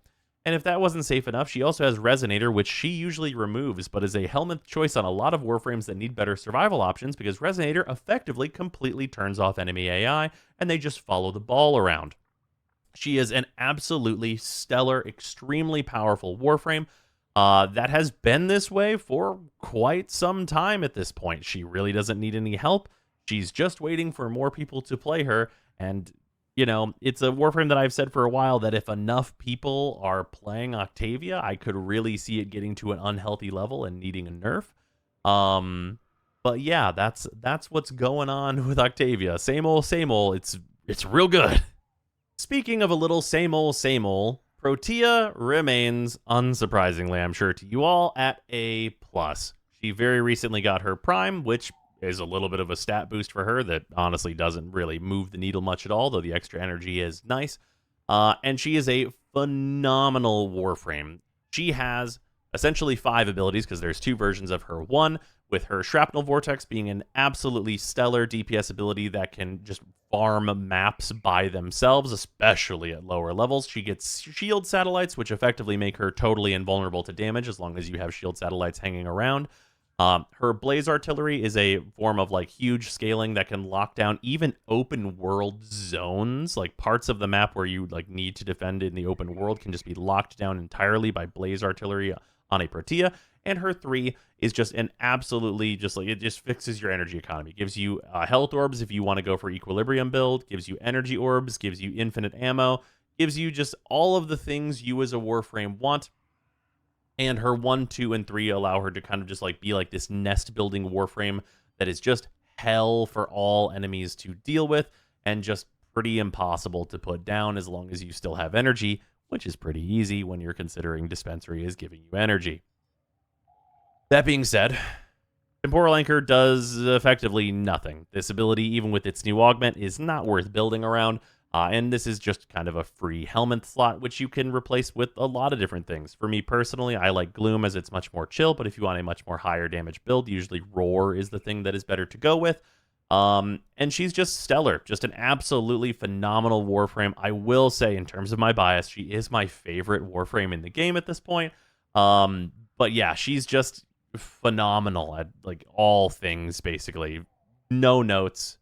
Amazing. I mean, maybe the note of like, I mean, her 4 could be better, but I'm just used to not having it at this point. So honestly, we're fine. Fix one of the Warframes like we just talked about. Oberon could use the help. Unfortunately, speaking of Warframes that could use the help, let's talk about Corvex. So similar to Dagath, who he came out right next to, Corvex has some problems. He has an incredibly cool theme, being this like basically, you know, radioactive, like concrete bastard, but he doesn't feel complete. And what I mean by that is, if we look at his abilities, he has this pillar that he puts down that essentially does nothing, if I'm going to be entirely honest with you. It has very few effects, and is usually the helmet slot at current time. Then he has Containment Wall, which pushes enemies that are already in front of you together and gives them a slight damage vulnerability, which is okay. And then he has Disymmetric Guard, which of course makes you immune to status effects, and like this will prevent that, and you can also rebuild these charges. But that's really all it does, and that's kind of low level besides the little bit of damage that it puts out, because Corvex is a health tank Warframe, and for whatever reason, Disymmetric Guard or anything else in this kit doesn't give him a way to heal his health, which is a bit odd. And then his primary damage output ability is Crucible Blast, which is a big old chest laser that, if you strip enemies of armor, is quite an effective DPS ability in the right situation. This all comes together to make him just kind of clunky and not particularly a Warframe that I would ever really go to for anything outside of cool factor, placing him firmly at just B rank. I really, really hope that him and Degath both get the like buff passes that they probably deserved around their launch at some point, because I think that they're both like really cool Warframes that have like abilities that are all very unique that just don't have all of like the effects or the numbers that they need to have to really come into their own. And I would really love to see that happen. The main thing that I've been saying for a while is that I really think that the pillar on Corvex should give him a buff while he is in its AoE that allows all damage from all of his abilities to strip armor, and then combining that with Disometric Guard, like adding damage reduction to this and a heal whenever you regenerate charges or something, would really go a long way with making him more considerable for like tankiness and actually being able to survive without needing a bunch of other outside factors like adaptation in order to get by. And it feels like a relatively short list, but I think that Corvex actually underperforms a bit more significantly than like Degath's couple problems. So it's a bit of an unfortunate case where I got to drop him down just a little bit below where Degath ended up, but for kind of similar reasons. Okay, let's discuss the elephant in the room. Let's talk about Revenant. So, I've said in the past, so many of you already know, so let's get it out of the way. Revenant is our S tier Warframe. He is the most played Warframe in the game, and for a lot of good reasons. But I would like to use this time to say that this is an exception that proves the rule, I think, in terms of what I think of Revenant as an S-rank Warframe. What S-ranks mean for me is that they are usually a Warframe that should have a nerf inbound because they are like pushing other playstyles out of the game. However, with Revenant and with like a lot of things I've seen in terms of his use, the things that Revenant does are not, I think, harmful to other players' experiences in the game, and in fact are kind of an accessibility mode for a lot of players. Those factors being that his 2 is effectively complete and total invulnerability for like 20 seconds at least. That is, of course, incredibly powerful and just super good. That, of course, combined with his 4's ability to easily farm low-level missions, or if invested properly, you can actually do higher-level stuff with this as well. And his 1 plus his 3 being able to do instant kill damage on a variety of enemies, and it works on more than you'd think it would work on, too. Give him a pretty versatile kit that is mostly used as a weapons platform, replacing his 4 with a variety of things like Pillage or Nourish or Roar and so on and so forth, some of the usual suspects. But mostly he's totally invincible. And while I am putting him in S because he has all of the factors necessary for that, I think he pushes on Nezha in particular, but also Warframes like Rhino and other Warframes that are, you know, in his kind of similar weapons platform like utility on the side, maybe one other thing type of direction. I have also seen people who are like recovering from eye surgery have like this be a thing that like lets them play more Warframe. And while it might be like kind of odd to some people to like keep a Warframe in the game for reasons like that at like this kind of a power level, I again don't think he's hurting anyone who's not playing as him's experience. So the accessibility of him being this good, I think, is kind of a plus for the game overall. And I think that, some players would be like very disappointed that they can't do that stuff and like get that accessibility from it. Of course, there is multiple ways to look at it as like he is a design problem of like how do you balance against a totally invincible guy. And if we want to have that conversation, I'd be willing to have a very long one about it, because I think that there are ways to incorporate things that make it so that this is not like so insanely good that it is just in complete and total invincibility and like ignoring things in all content. But he is the first S rank I would give out where I would like say that a nerf is maybe not even necessary. If it happened, would I be surprised? No. Would I be mad? Also, probably no. But yeah, it's a thing where I think that there should be a consideration for keeping him the way that he is. Because I've just seen a lot of kind of like, accessibility like stories from people who are like less abled that have been able to play a lot more Warframe because of him. Which I think is, it's hard not to see that as a positive for me personally. But yeah, moving on. Immediately to talk about one of the Warframes he's pushing on, that being Rhino. So, Rhino, I am going to be keeping where he already was, that being B+. So, for a lot of the same reasons, he's actually gotten a little bit better, but I think that he, in like his place in the game, is being pushed on by, like I said, Revenant a little bit.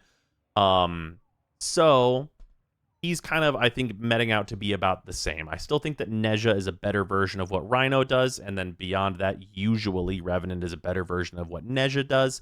But they form this kind of gradient along that path of how good they are. Of course, Iron Skin is a very good tanking ability. This was converted into Overguard, but it's still functionally really all the same thing still.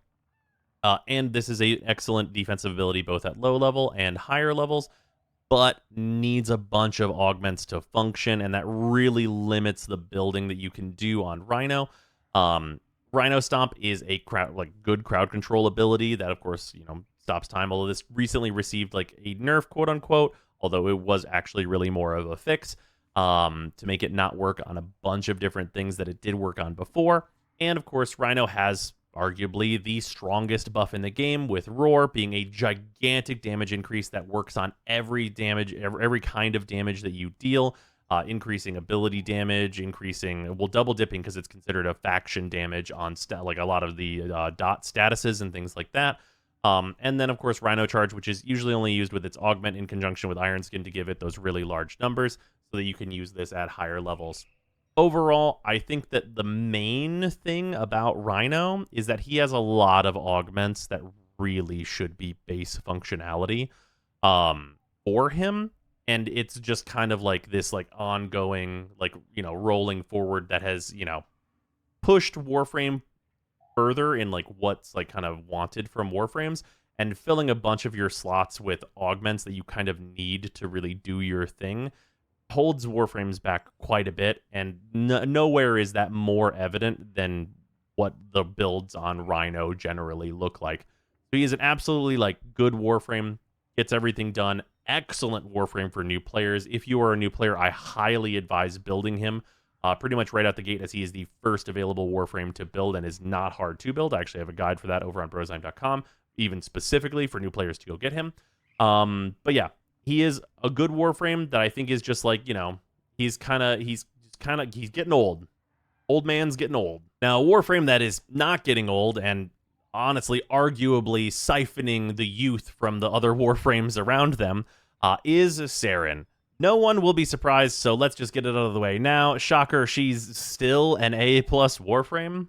I don't think any of us should be surprised. Honestly, there would be an argument for putting her even higher had her build that I showed off more recently not been nerfed in the weapons department so that it can't just kill every enemy that spawns in a tile set for multiple minutes at a time anymore. If that had stayed, we might be having a slightly different conversation. But Saren is still an absolutely phenomenal, full map damage, output Warframe. She's actually so good that I don't bring her to Netracells because she will inadvertently kill enemies outside of the small AoE that you need to kill enemies in. And she just has, stellar survivability, especially putting Gloom over her 2 to do similar things to what her 2 does. With usually the healing with its augment, you can get that out of Gloom, slow all the enemies down, have them just be dying of spores forever, spread that around with your incredibly good damage buff, Toxic Lash, and then just wipe the whole wave out by casting Miasma and just watch the tile sets die before you. She is an amazing, amazing Warframe, and that has not changed since the last tier list. If anything, the better weapons to use with Toxic Lash have only kept her going and made her still better.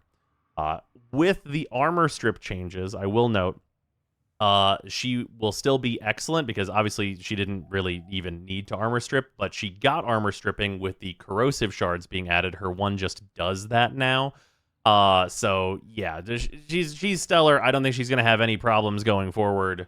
What a phenomenal Warframe. Can't see that changing anytime soon. Sevagoth. So, Sevagoth is a Warframe that last time I think I was a little nice to, and this time it's possible that I'm still being a little nice.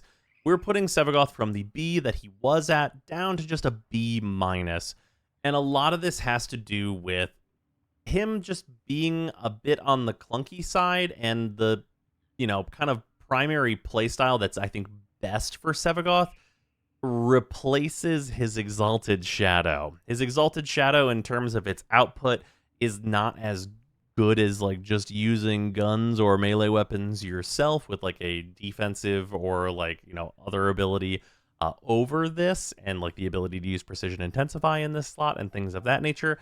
And then just relying on Gloom and Sao and, like, his Reap augment and, of course, Reap's damage vulnerability as well in order to just, like, do kind of generic weapons platform stuff. That's, like, the best thing to be doing with him, unfortunately. And while that does, of course, save you the Forma on Exalted Shadow, it's kind of just a worse version of what a lot of other Warframes are doing with worse survivability. Because even though he is, of course, the progenitor of Gloom, he's actually one of the worst users of it because he doesn't have, much else besides kind of doing some weapons platforming, damage vulnerability stuff going for him. A lot of other Warframes can pack in, like, a damage resistance in there as well. In fact, his like, tankiness is bad enough that I would usually consider dropping Exalted Shadow for Eclipse to give him another 75% DR, so it's a lot easier for him to survive in higher level content. But overall, like, yeah, it's just kind of a weird spot. I think that, like, realistically, if they bumped up his shadow a little bit in power, it doesn't need a ton, and just, like, made the general survivability of him and his shadow a good chunk better, I think that he would be in just a fine place. He'd probably go from minus to plus, if I'm going to be totally honest. But yeah, just a few, like, kitschy things about him that just, like, really hold him back quite a lot. Which is going to be the case for a couple Warframes we're going to talk about here. But yeah, just kind of a weird, rough spot for Sevagoth. Maybe he'll get a little glow up with his prime, which isn't too far off. All right, time to talk about the roller coaster known as Styanax. On the last tier list, I had him at B rank, and then, very important thing, he got an augment. That augment, Rocket Styanax, all the way up to A+ tier. An incredible power upgrade that makes it so that his 4 can just generate tons and tons of overguard for yourself and the entire party, and is an effective tanking tool for protecting teammates, and is just stellar across the board. Combine that with Nourish instead of his 1 for its energy multiplication. That works on Rally Point, affecting your allies with Rally Point and affecting them with Nourish will have them generate like tens of energy per second, just an absolute like waterfall of energy on your team at all times, including for yourself.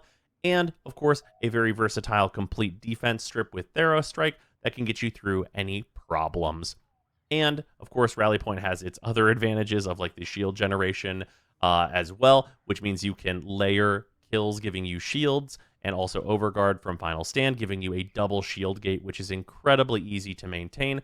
And he is a phenomenal Warframe. I will say, on most weeks of Elite Deep Archimedia, he is the Warframe that I have been playing as. He is phenomenal with like not even any weapons considered, and once you start adding things to him, there's a lot of like utility things you can do to make him better. But yeah, a Warframe that like came out great, got some like fixes / nerfs, and like kind of went down for a while. Got this augment, went like higher than he's ever been. I think that he's weirdly one of like the best overall Warframes in the game, and he's actually like one of the strongest support Warframes whenever you add Nourish to him, which is excellent. Which is what a phenomenal Warframe all the way around. Though he definitely wants that 4 augment for doing high level content. Does become kind of required for him, which is not my favorite, but fine. Okay, time to talk about the thing we've talked about before, Titania. and we're going to talk about it in the same way. So Titania is an A+, but she is in kind of an odd position, being that Titania is the speedrunner Warframe, for lack of a real better term, which is that her 4 with its augment allows her to zoom through missions faster than literally anything else. She is the fastest Warframe in the game, and it's not close. Yes, she is faster than literally teleporting. Usually, if she races like Nova, Nova will teleport once, and then Titania will zoop past her, never to be seen again as she speeds up. She is insanely fast to the point that it is a very high skill thing to be able to control her, especially at her higher speeds. And with that, usually in a lot of content, she is subsuming like Thermal Sunder over her 3 or her 2 in order to DPS maps at lower levels and just kind of fly through and instantly clear them extremely effectively. And not only that, she's also like the primary Warframe for farming new Prime Accesses in the capture missions that you usually run. And she is also stellar at opening relics on the fast Visor missions. So she has a ton of like really heavy meta usage for her. And there are also alternative builds that keep her Lantern, for example, usually removing her 2, using things like Nourish and such like that. Or like, armor strips. And there's a couple different ways that you can go with it. That can also allow her to do Steel Path effectively with her 4 and just like doing just regular damage output things that way and not leaning into Thermal Sunder.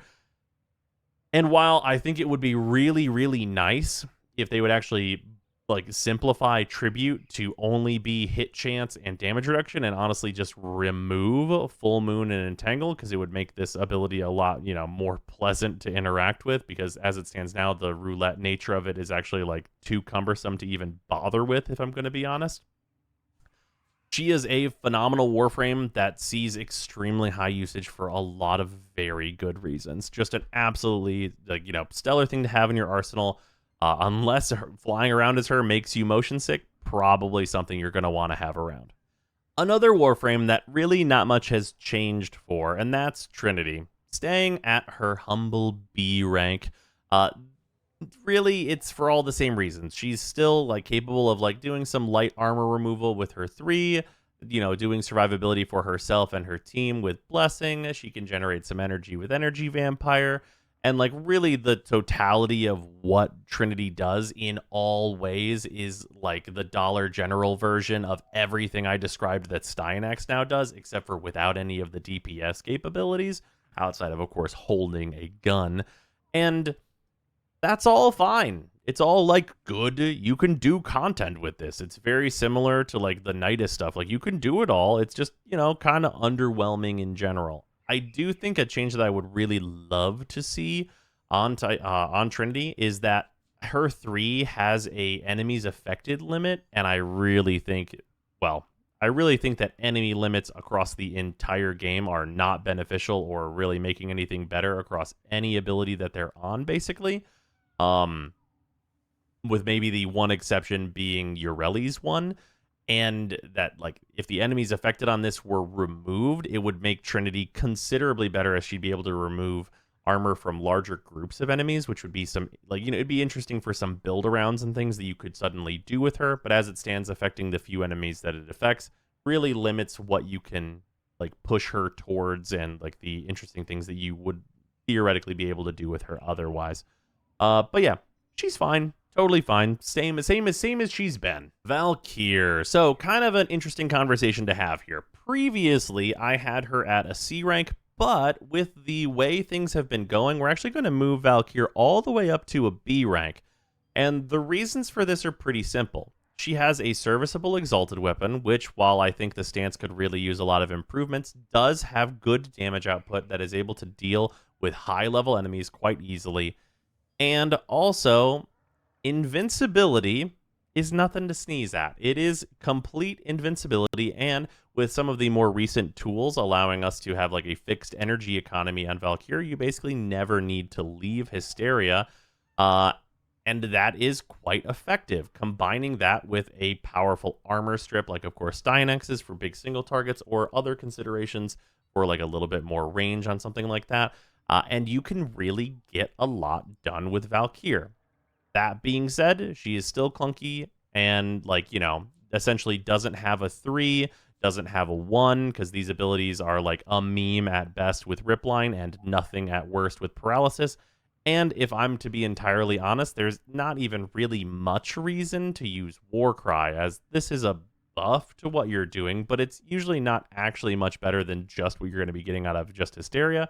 So while Hysteria is like this whole Warframe, it comes up. It's something that could carry you through something like, Archimedia, or if Netracells are even a little bit too high level for you, Valkyr can get that type of content done for you.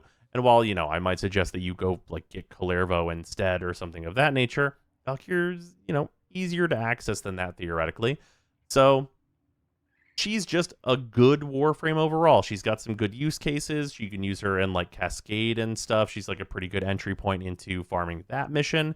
And overall, like, I think I may even have judged her a bit too harshly last time. I think that she is in need of a rework very badly, but a good frame overall in terms of what she can output. A Warframe that will be changing significantly less is Vauban. So previously I did have Vauban at a C-, and that was a little bit too harsh. But it wasn't too harsh, because I'm going to put him at a C, though it is worth considering. I do think it's possible that he might be more well-suited to C+. But that being said, there's a lot of things that are just rough about Vauban. Tesla Nervos is funny, but really doesn't actually do much. Even with its augment, it's just kind of slow and goofy. His 2 is kind of overall just a mess. Overdriver doesn't like do enough. He has his flechettes, which like technically do scaling damage, but like it's kind of just like a sad thing to do when you could just be shooting a gun. His photon strike is like the most fireworks ass ability I've maybe ever seen in my life. Like, actually, it's less destructive than fireworks in argument here. Like, if you were hit directly by this, I think you'd be okay, as compared to being hit directly by a firework. This ability just does nothing and is just completely ineffectual.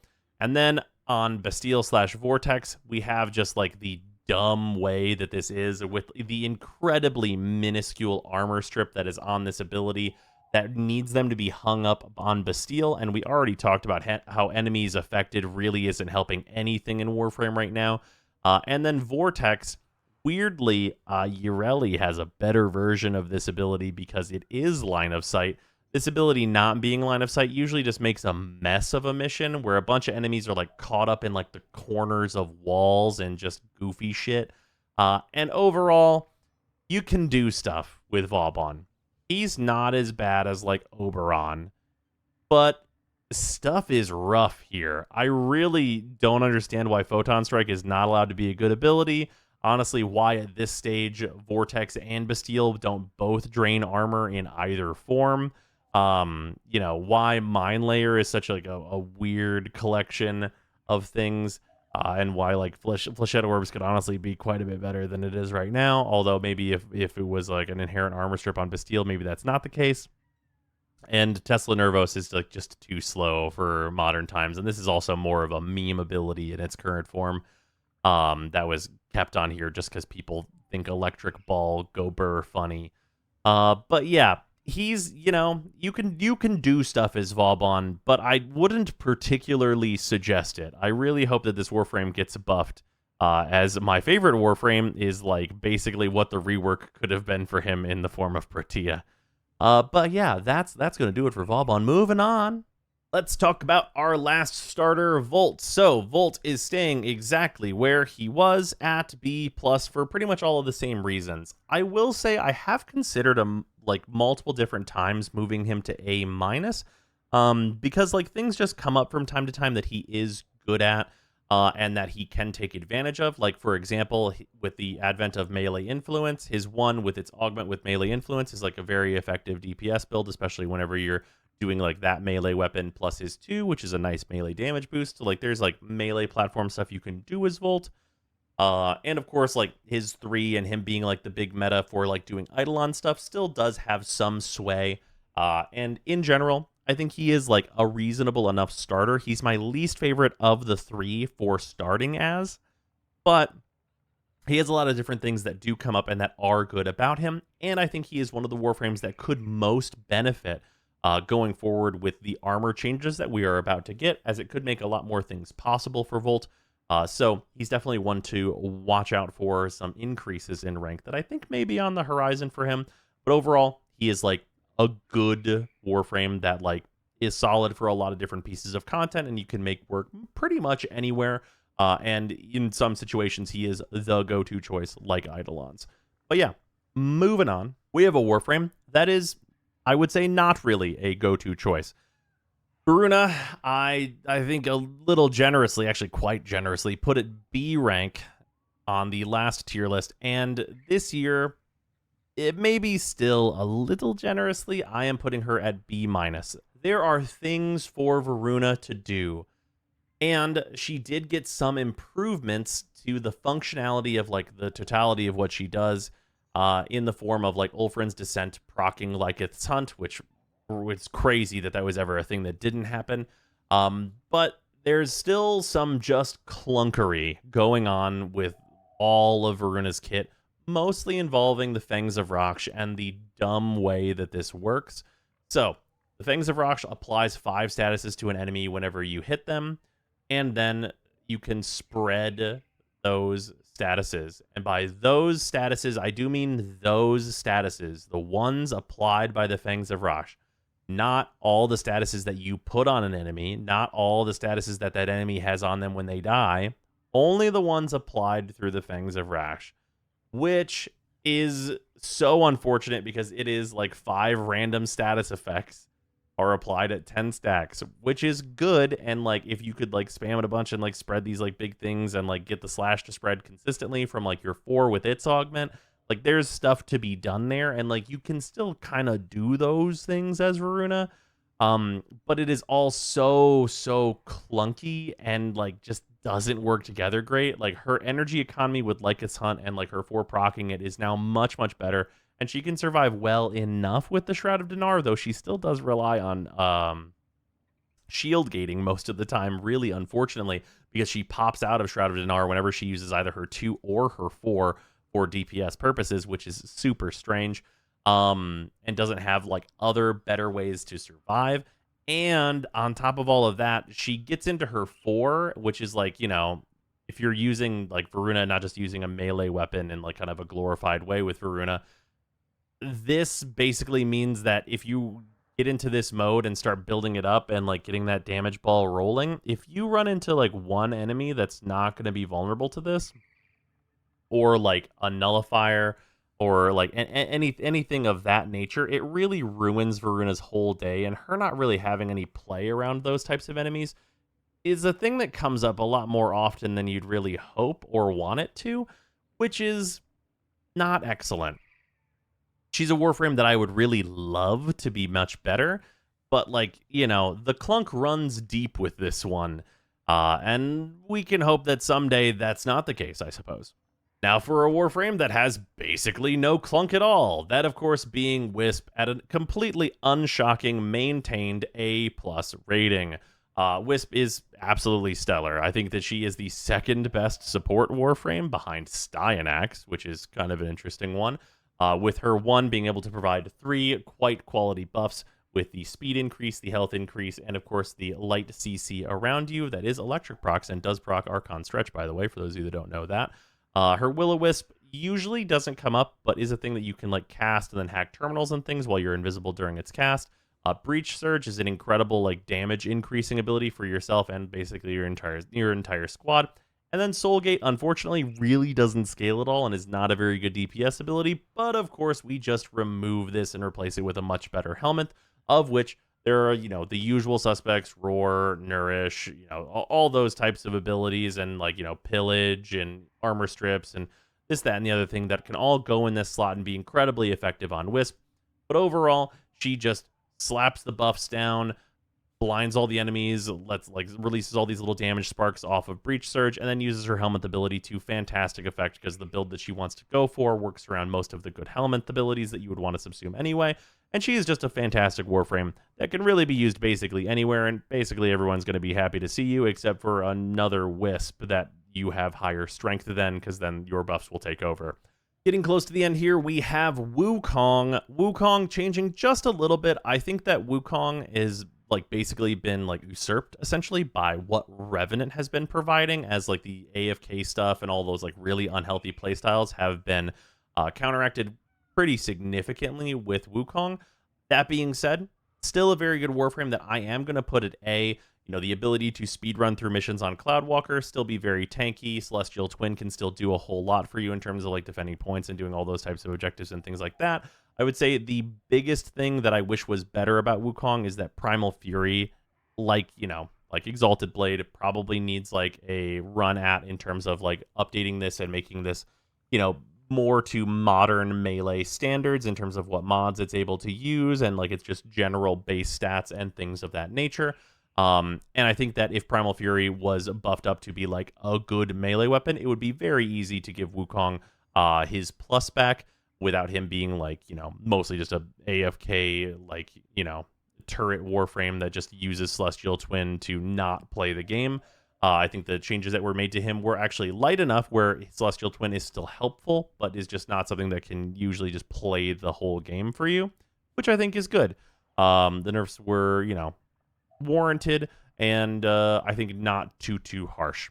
That being said, a slight reduction in his grade overall. Really hoping that his 4 sees a couple touch-ups like the other Exalted Warframes to be better.